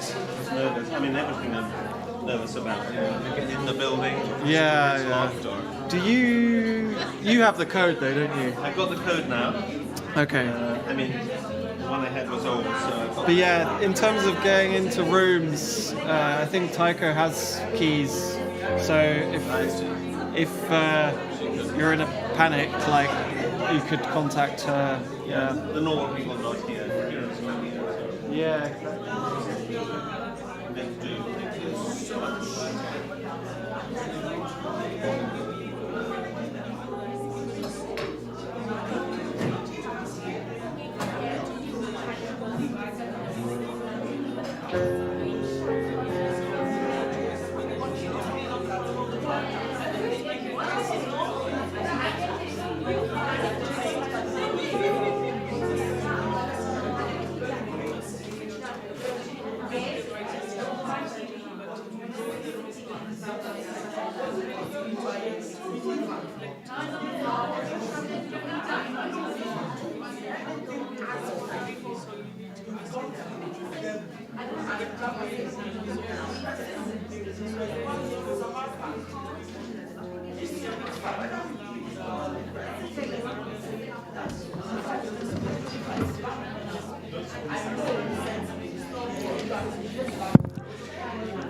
Hello, everybody. Hello. How are the discussion groups? How are they going? Just wanted to say, we're going to start the next lecture at 4 in 15 minutes. There are some waters at the back of the room. Otherwise, if you want to go to the bathroom, please take this time now, or keep on discussing if you want. Okay, thank you.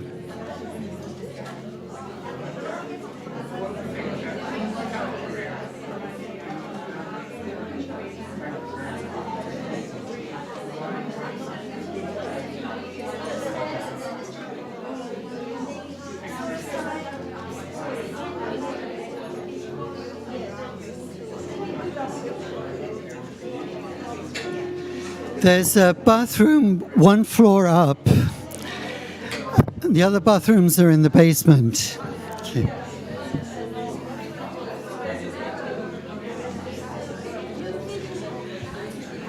But be back by 4, and then Dr. David Earle is going to give a presentation. Thank you.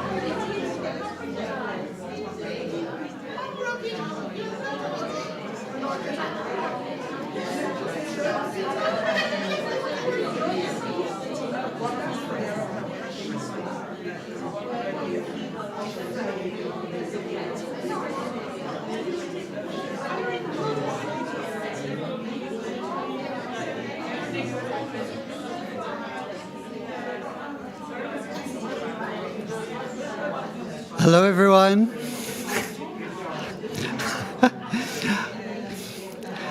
I love the spirit to discuss and to talk. It's great. It's wonderful. I hope that you have many profound inspirations from your discussion. Thank you.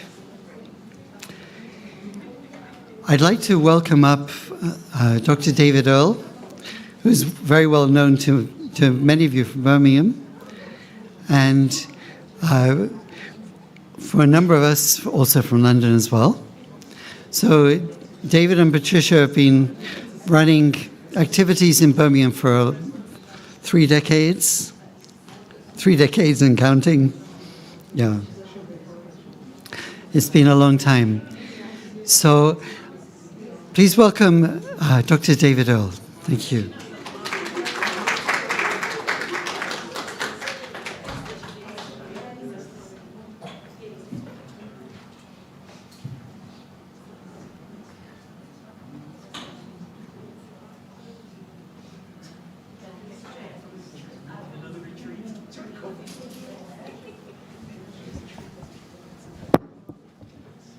So, question.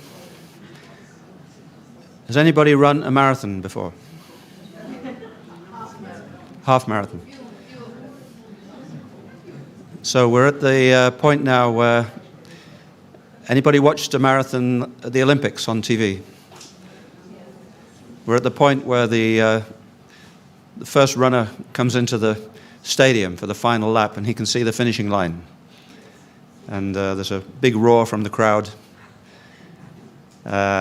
So that's where we are. So fasten your seatbelts. We have not too long, maybe 30 minutes or so. I'm going to whiz through the life and works of Father and Mother Moon. And I hope that the slides and the images and what we share will connect to both the video we saw at the beginning, if you were here, all the images from that, and also some of the points that David was making during his excellent presentations. This is how some of us who are long in the truth and who've been involved with UPF remember Father Moon.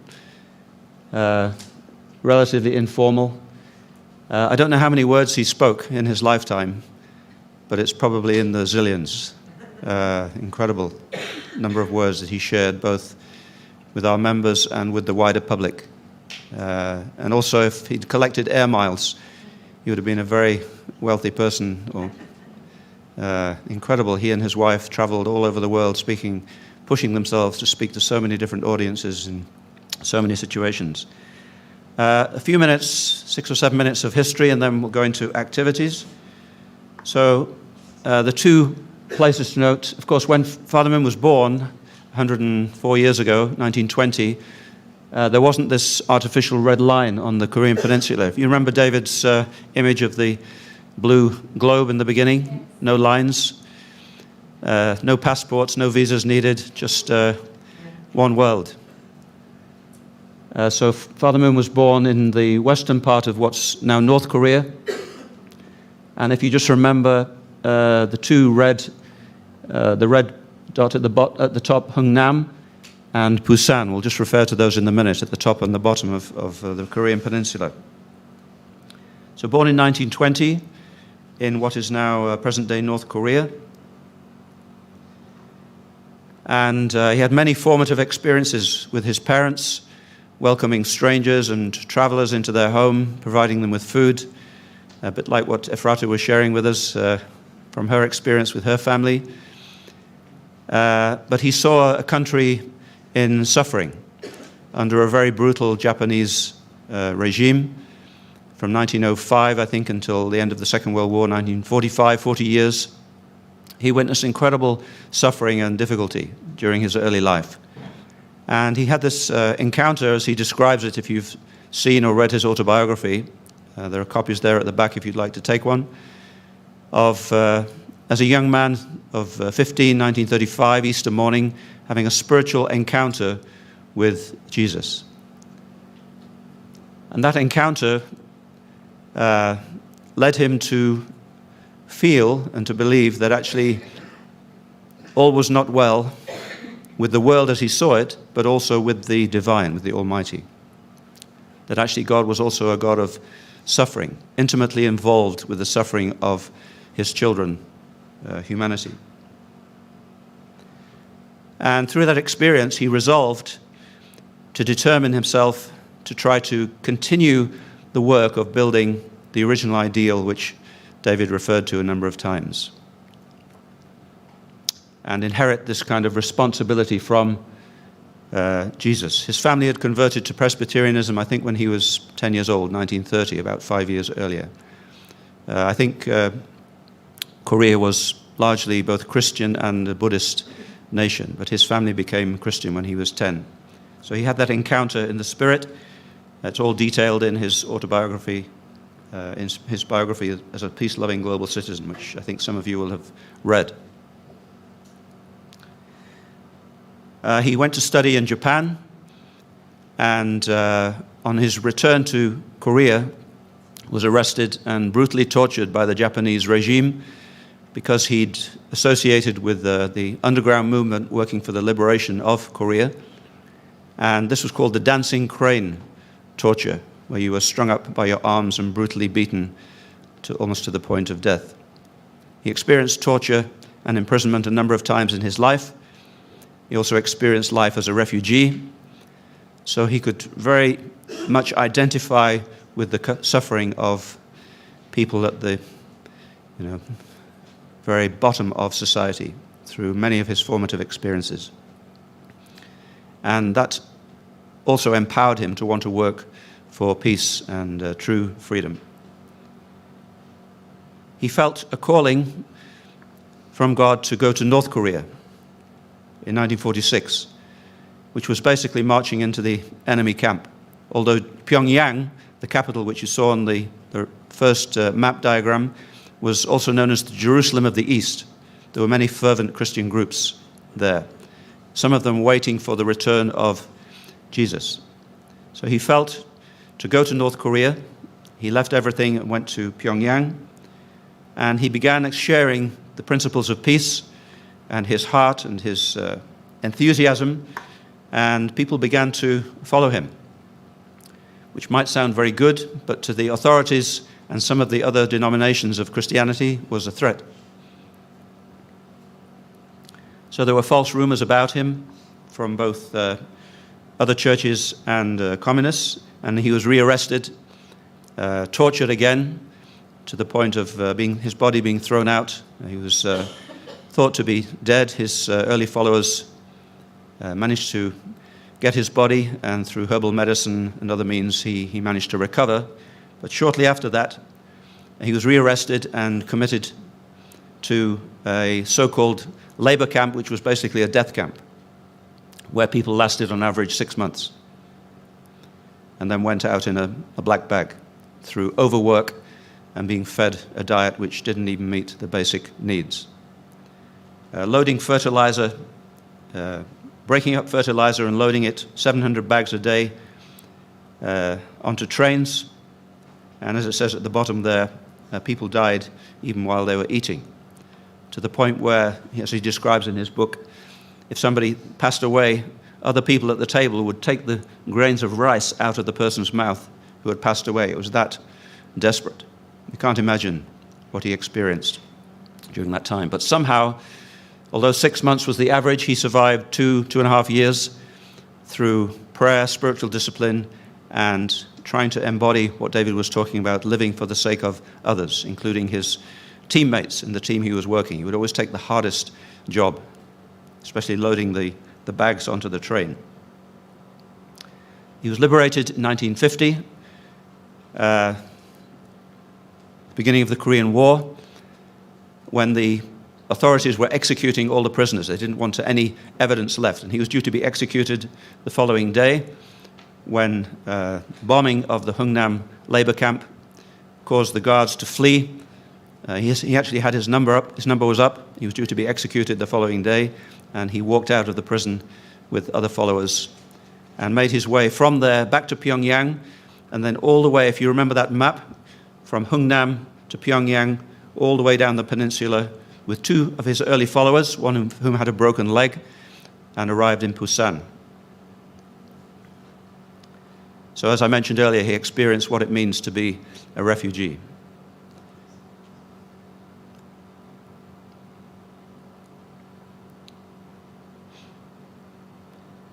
That's a familiar sight over the last 20, 30 years for many of us, isn't it?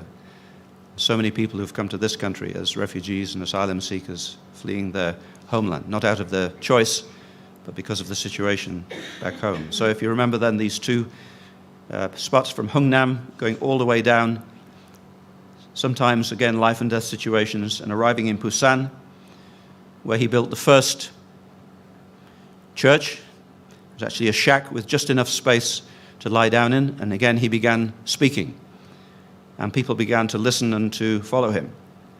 But many of the things he said they couldn't believe, because he talked about the future, and he talked about hundreds and thousands of people coming to Korea in the future from all over the world.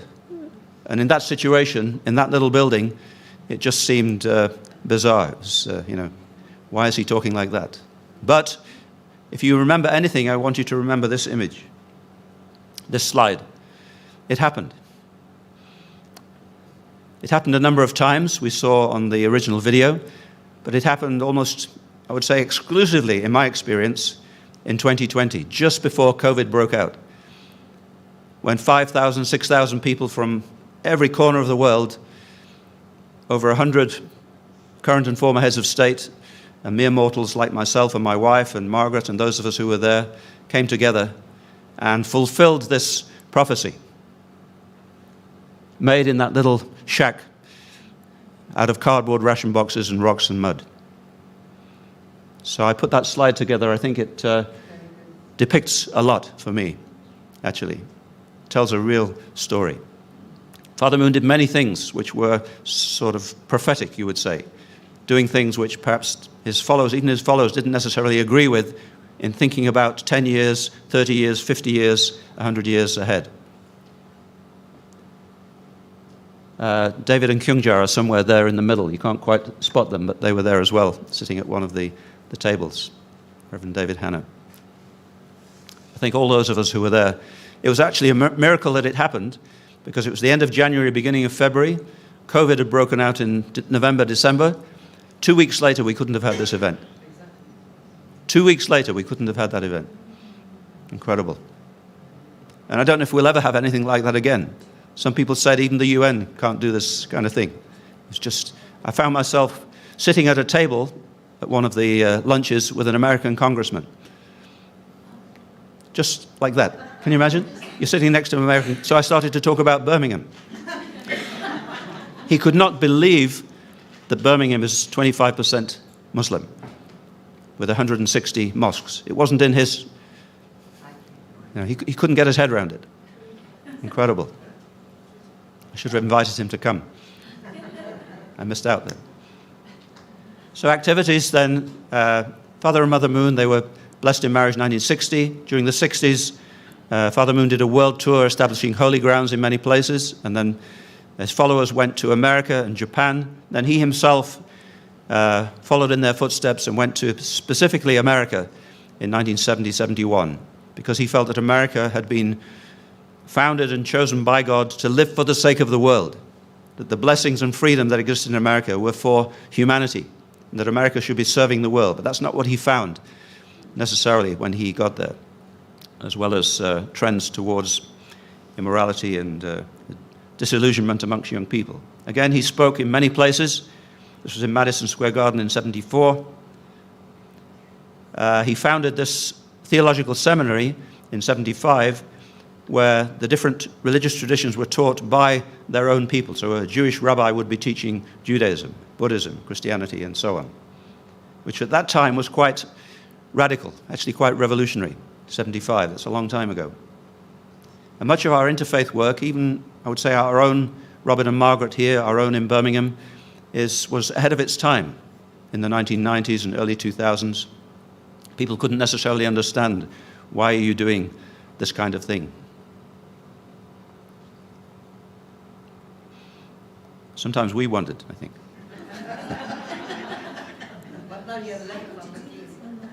not wondered why we're doing it, but finding the strength to continue. And then you meet one good person, you meet another good person, you meet another good person, and you find the power to continue. That's a strength of UPF, I would say, bringing together concerned people, good-hearted people, meeting each other, building friendship, maybe overcoming differences and difficulties, and then doing something practical together. Not just theory, but practice. These principles in practice. So you may know that UPF has general consultative status, the highest level of consultative status with ECOSOC, with the UN. You look at this board here at the bottom. That's not without reason, because we're doing so many things in so many countries with so many people from top to bottom of society. We can't go into all of those here, but I'll just detail a few of them. Father Moon was very big on fishing. Also, he would go into the ocean to meditate and think and plan, and he taught some of our members how to fish. 75 members went out all over the world. Many of them had life and death experiences in South America, in Africa. If you read their testimonies, incredible stories. And they went out largely as a Japanese, a German, and an American who had been at odds with each other during the Second World War. And they went to those countries, sometimes independently of each other, had to find each other, and then try to work together. And sometimes they had to resolve difficulties between them. It wasn't just hunky-dory, piece of cake. David mentioned the ideological opposition to communism. Father Moon was not against communists, but he was against communism as a God-denying ideology. So he spoke many times, sometimes under threat of his life. Here in 75, he addressed the Korean public in a rally of over 1 million people, because there was many threats at that time of North Korea invading the South. And if you see any footage of that time, he spoke very clearly and very strongly. My goodness. 76 at Washington Monument, I think about 300,000 people, perhaps one or two of us were there. And as I mentioned, not just speaking, but actually doing. He encouraged our members to engage in humanitarian service. And the lady in the middle, at the top, I think that's Kathy Rigney. She was perhaps the pioneer in Africa. Still there, I think still working away after all these years. An amazing lady, incredible lady. Her heart is in Africa. Schools, all kinds of projects all over the world, everywhere. That's where some of our power comes from. It's not just thinking and speaking and meeting and making friends, but actually doing things for the public good. Again, this principle that David was espousing so well. A high school in Seoul. The Little Angels dancing group. Anybody seen the Little Angels perform? A few of you? They have the capacity to not just embody the Korean ethos and nation, but to move hearts and minds, if you have a chance to see them. They go any country, they sing a song. Yeah, they always try to sing a song from that country in that language, and really represent our organization and Father and Mother Moon. They performed for the late Her Majesty the Queen in 1971 at the Royal Variety performance. She went backstage and met them and was completely entranced by them. You can't fail to be entranced. But Father Moon had a lot of opposition in the early days, in the early 60s. Why are you spending money training these young people to become a dance group? But then later on, we understood why. So beautiful. A ballet company which tried to harmonize Russian and Western styles of ballet. A university which is still going strong in Korea. And then in other parts of society, in academia, the Professors' World Peace Academy, bringing people together to try to think things through together and come up with new ideas and new solutions to current issues and make their commentary.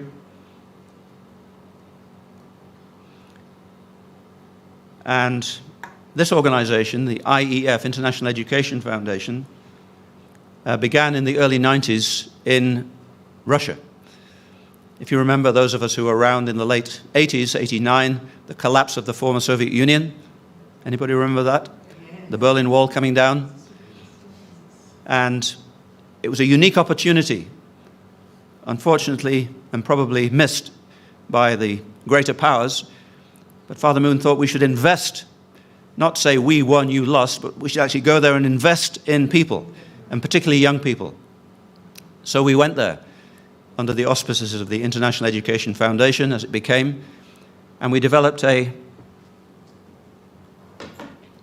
character curriculum with the Russian Ministry of Education, which has been adapted and contextualized all over the world, in which Robin is currently engaged in Nigeria, training teachers and trialing it and seeing if it can help young people, especially young people, to come into positions of responsibility later on with a different mindset, the kind of mindset that we would get from listening to what Dr. David was talking about this morning. Living for myself and others, or UPF's mantra, our mutual prosperity, our interdependence and our mutual prosperity, my happiness and your happiness, our shared happiness. So I went there in '92. They sent tens of thousands of high school students and thousands of teachers. The only place we could house them were military bases in the Crimea.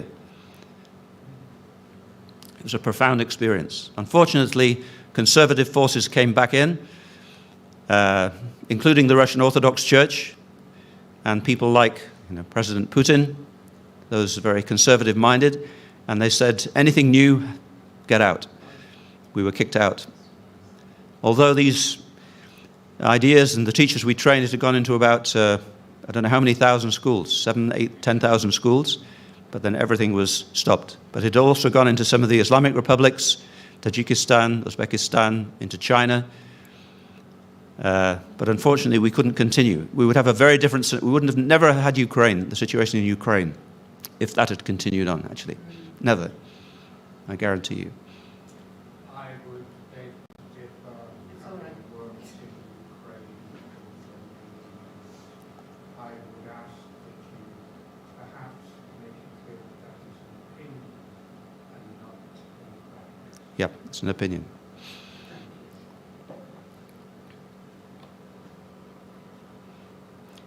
Interreligious cooperation, which again ourselves, Robin and Margaret, have been very much involved in. Went through a number of incarnations of different organizations. The IRF was probably one of the first ones, and then it became the International Interreligious Federation for World Peace, a huge mouthful, IIFWP, which many dignitaries, when they spoke, and even ourselves, found difficult to pronounce. So fortunately, in 2005, it became UPF, Universal Peace Federation, which is a lot easier to deal with. And also the Religious Youth Service, which I've been quite involved in myself over the years, where we bring together young people from different faiths, they make friends with each other, and then they do something for the public good. That's meeting with the Grand Mufti of Syria, I think in the early 90s, Sheikh Huftaro.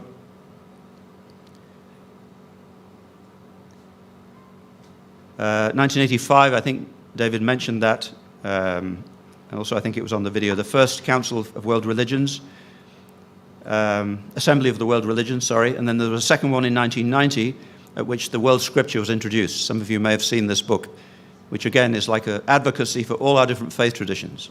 It promotes all of our traditions together, what they say about particular topics, about honesty, love, sincerity, and so on.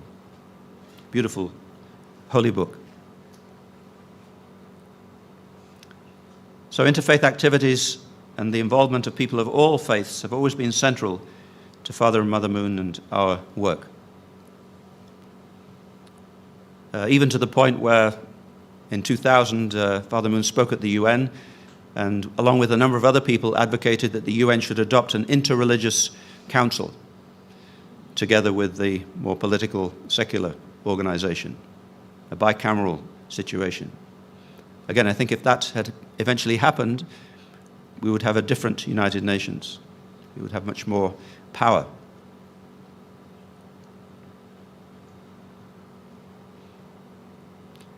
So all these different areas Father Moon and UPF has been involved in. Good governance, peace and security, and so on. In the late 80s and early 90s, the World Media Association sponsored fact-finding tours, which ultimately resulted in Father Moon going to Moscow in 1990 with the World Media Association, some current and former heads of state, and meeting with Mikhail Gorbachev and encouraging him to advocate freedom of religion in the former Soviet Union, in Russia. But even in doing that, he was taking a big risk to go to Moscow, given his opposition to communism as an ideology.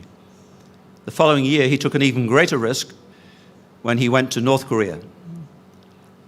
If you remember Jacob and Esau, Cain and Abel, Jacob and Esau, then he wanted to go to North Korea to meet and to forgive and embrace the very person who committed him to Hungnam death camp and had him tortured all those years ago, Kim Il-sung, the first leader of North Korea. Imagine going into the very den of the so-called enemy. And he did a lot of prayer and conditions before that to try and purify his heart so that he could be clean, in a sense, and sincere when he went there. And it happened. It happened. And they actually embraced each other.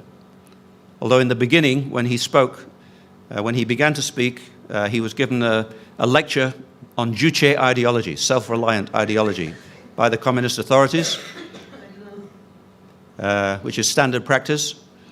And then when they finished, after about an hour, he said, "Can I speak?" And he stood up and he absolutely, if you see the little video, he hammered, said, "There is no way you will succeed with Juche ideology and without the influence of the divine." That's basically, could be a death sentence. And the people, his wife and the people with him, were pretty traumatized, according to their reports afterwards. They think, are we going to get out of here? But Kim Il-sung was listening from somewhere remote, and he was intrigued and said, "I want to meet this person who has the gall and the guts to do that." So a day or two later, they met, and Father Moon called him elder brother and embraced him physically. You could see one of the security guards jump back like this when that happened. Nobody does that. But that began a relationship between them and our movement with North Korea, which continues until today, and we're hopeful that the seeds have been sown, that ultimately we can bring about the peaceful reconciliation and reunification of North and South Korea. A lot of people in South Korea are not so interested because they have their comfort zone, but Father and Mother Moon now, Mother Moon are adamant that we should try to do that as a prerequisite for Cain, Abel, Jacob and Esau meeting, resolving the dilemma on the Korean Peninsula, and as a prelude to world peace, actually. If we can do that, then we have, the strength in our arms to go for world peace. We need models of reconciliation, especially in today's world, don't we? The early 90s, we became the Family Federation for World Peace. We went from the unification movement to become the Family Federation for World Peace. And in 2005, as I mentioned, the Universal Peace Federation. The early 2000s, we had the Middle East Peace Initiative. Anybody here went on the Middle East Peace Initiative, apart from Margaret? 6 or 7 of us. Again, trying to bring particularly the Abrahamic faiths and representatives from all over the world as a force for peace and reconciliation. And to try to find new ideas for peace. And we walked together from the Christian holy site to the Jewish holy site, the Western Wall, Wailing Wall, into Al-Aqsa. All of us went into the third most holy site of Islam. Jews, Muslims, Christians, men, women, everybody. Everybody was weeping. It's not often that can happen, but we did it because we did it together. We invited people from the Holy Land to come and speak in London, in Birmingham. This is Bishop Ria, the Bishop of Jerusalem and the Middle East Diocese at that time, meeting and speaking with people. And we also brought members of the, at that time, Bereaved Families Forum, Parents Circle and Families Forum, Jewish and Palestinian 500 or 600 families who've got a common denominator. They've all lost an immediate relative, a son, a daughter, a father, a mother, brother, in the conflict. But they've decided, rather than violence and retribution, we will overcome that. We will forgive each other, we will learn from one another, and we will work together for peace. You only need to hear two of these people standing side by side, speaking together, and you can only weep. They paid the ultimate price, but they're doing that. Father Moon passed away in 2012. His wife offered devotion, according to the Korean custom, for 3 years, and then she began her own public life and public mission, continuing this work in her own style, according to her own wisdom, intuition, and understanding. One of the things she initiated was a Sunhak Peace Prize. You saw that on the video at the beginning, if you were here. And many wonderful people, including Dr. Sakina Yakubi, who we invited to come to the UK, and she spoke in Birmingham in 2018. She's helped 14, 15 million young people, mainly young girls, to get an education, even working under the Taliban. A modern-day Mother Teresa, taking incredible risks for peace. Ban Ki-moon, you saw on the video, he received the award. Bishop Newnan, Lutheran Bishop. Macky Sall, the President of Senegal. And then Mother Moon initiating Peace Begins With Me rallies. David used that term. This is where peace begins, and then has to emanate into our families and our communities, our workplace, our societies, and our world. In America, with Bishop Noel Jones and his megachurch on the West Coast, fairly well known. And also the interfaith peace blessing all over the world, bringing people of different faiths together to invite God's blessing personally onto our couple, but then to share that with our family and the wider world, personal and public.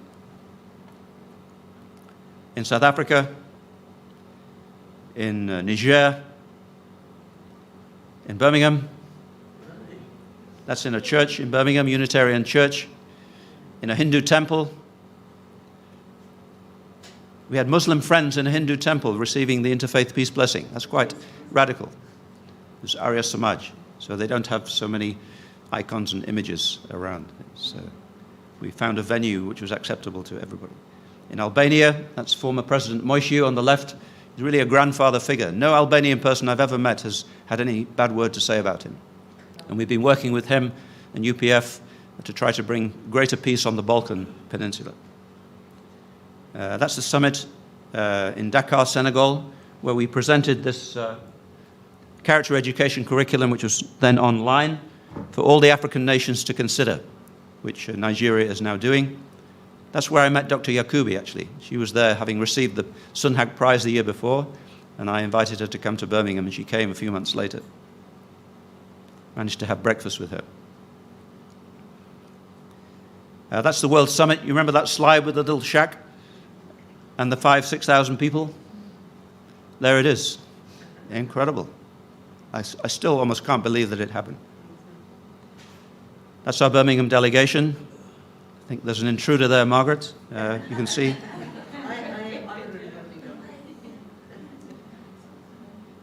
I can't say enough about Robin and Margaret's work. Generally, especially in Parliament, you have no idea. I don't know how they do what they do. And finally, the different associations, which again you saw on the video at the beginning, the Summit Councils for Peace, Current and Former Heads of State, Parliamentarians for Peace, Interreligious Association for religious leaders. That's the inauguration of the Parliamentarians for Peace across the road in Westminster. 2016, I think it was it?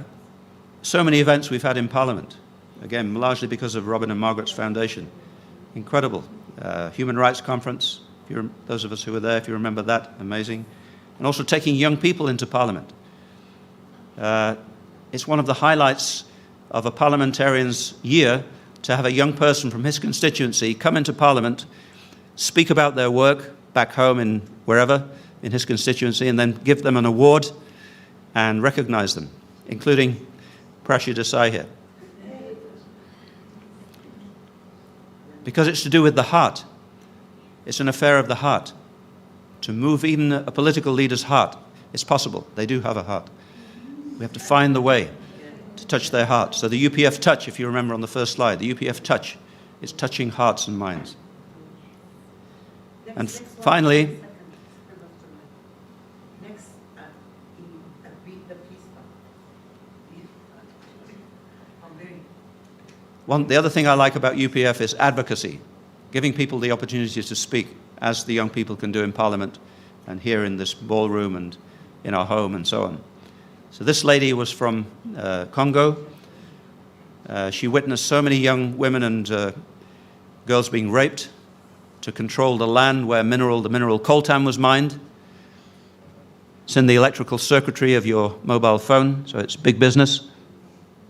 She couldn't find anywhere to speak.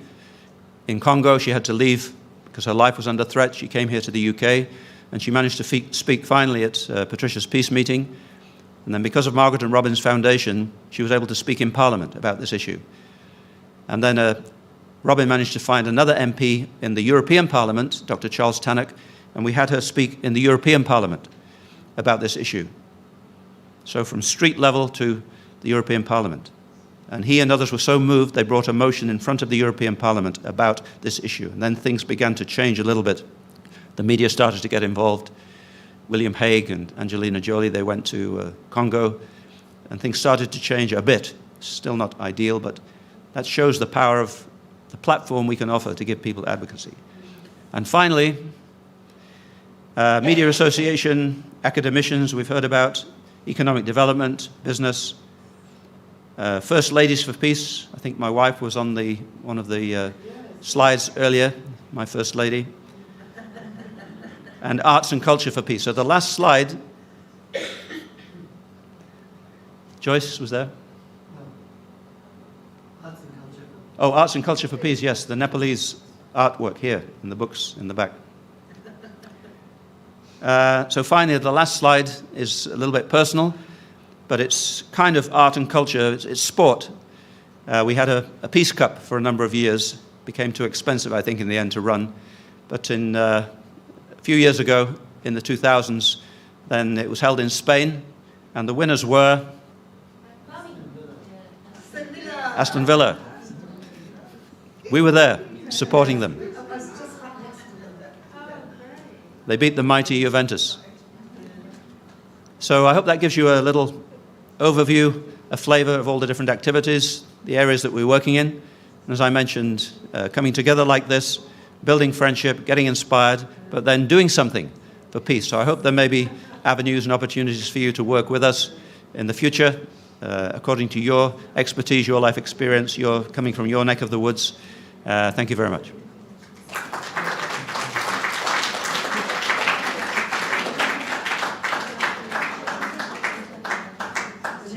Could you stay up for? Round of applause for David, please. Thank you. Thank you. We have some Ambassador for Peace Awards to present.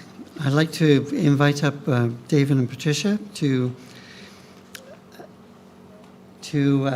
explain about their nominees. Oh, I see. Yeah, shall I put? Yeah, I would love to invite Prashid Desai. I just want to nominate her because she's such a wonderful person. And she has been helping me a lot for my peace activity I've been doing for 30 years. But we know each other for a long time. She still looks so young. She was very young when we met, and we always kept in touch. And so Prashid has been working with victims of domestic violence, refugees, and in community, and is passionate about well-being and also youth. to give happiness to the community. And she's the chair of governor in the local school, but she's also helping for the youth in the community and professionally. She's international business development manager for export and import in machine tools. Yeah, I just want to say thank you very much for Prashit, because, you know, it's interesting, like when you do a lot of peace activity, you always think about the future. How can you pass on to young people? And I've been praying a lot for that, in fact. And I really feel Prashit is one of the person I can always trust, and she's always there to help.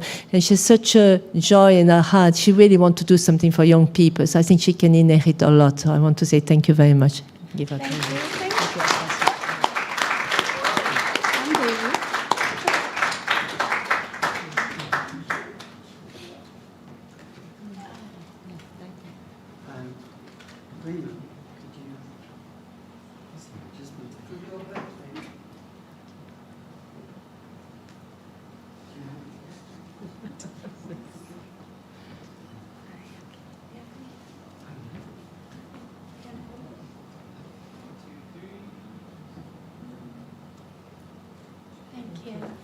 Thank you all. Thank you very much. I would just say thank you to Patricia and David and everybody here, Margaret, and every single person involved. I'm really, really thankful and absolutely appreciate everything I learn and I am into. So thank you.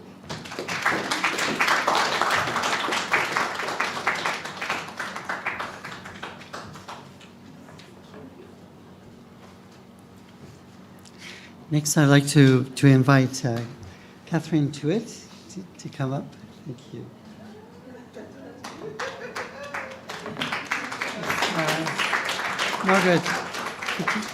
Margaret, could you come to the front? Oh.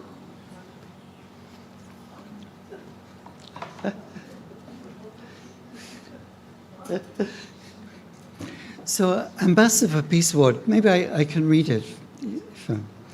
The Universal Peace Federation acknowledges as ambassadors for peace those individuals whose lives exemplify the ideal of living for the sake of others and who dedicate themselves to practices which promote universal moral values, strong family life, interreligious cooperation, international harmony, renewal of the United Nations, a responsible public media, and the establishment of a culture of peace. Transcending racial, national, and religious barriers, the Ambassadors for Peace contribute to the fulfillment of the hope of all ages, a unified world of peace, wherein the spiritual and material dimensions of life are harmonized. So, Ambassador for Peace is something that was an initiative of Father and Mother Moon back in about 2000. And since then, there's a worldwide network of Ambassadors for Peace, of people who have lived for the sake of others, helping their communities, helping humanitarian activities, helping create peace in the world. And I think Catherine Tuitt is a real model of this. I know. She's been doing, I think, civic work in many areas, haven't you? And recently with the co-op, you've been working. The co-op does kind of amazing things working in the community as a community representative. So you guide charities, don't you? Yes, right. And guide them and advise them how they develop. So the co-op has amazing work, but prior to that you were doing many other activities. We've known you for years. 15 years. So we want to present this Ambassador Peace Award. I'm absolutely delighted. Thank you, Robin. If we could just to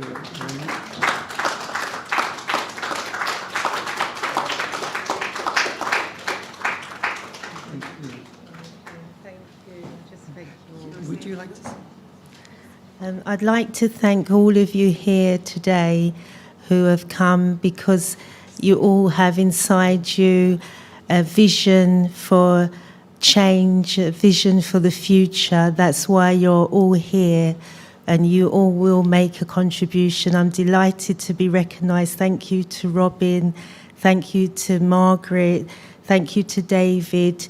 And most of all, thank you to Dr. Moon and Mrs. Moon for founding this wonderful organisation that gives us a platform to help others in the world. Bravo.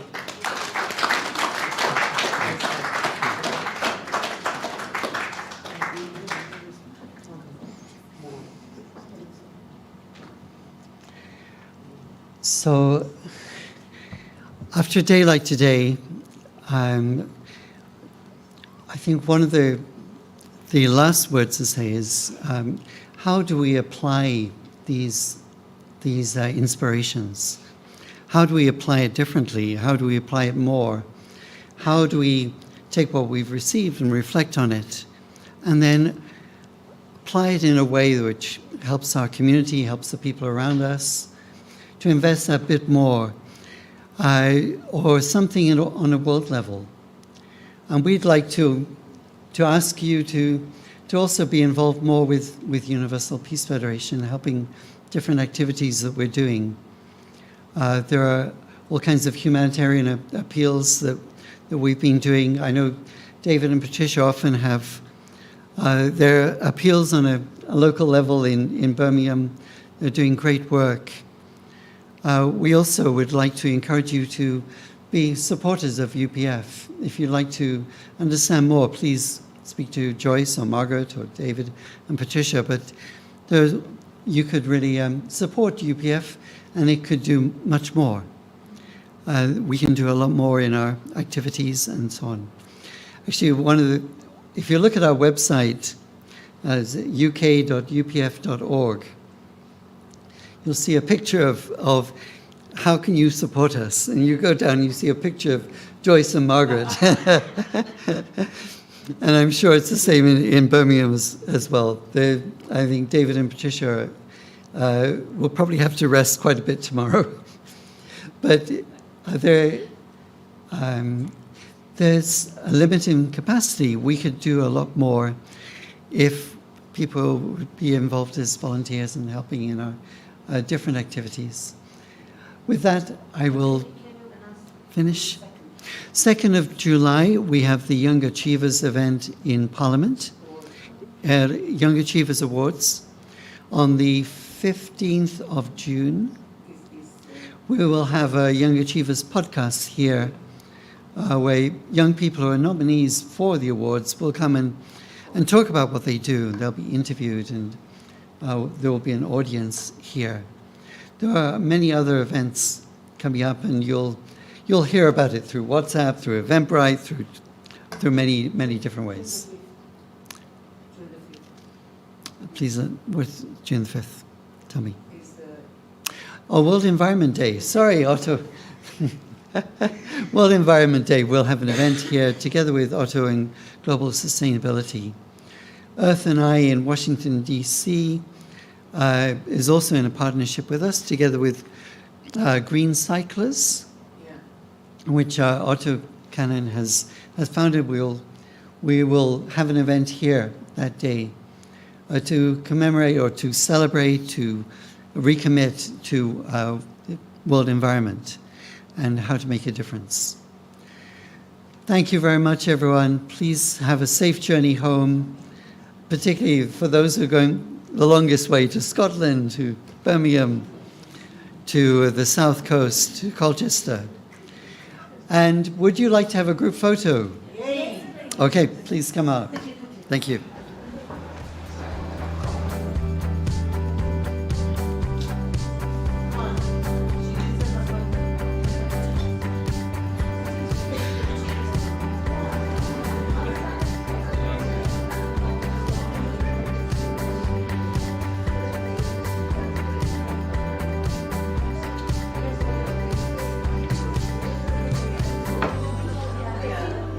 Just please let's have a round of applause.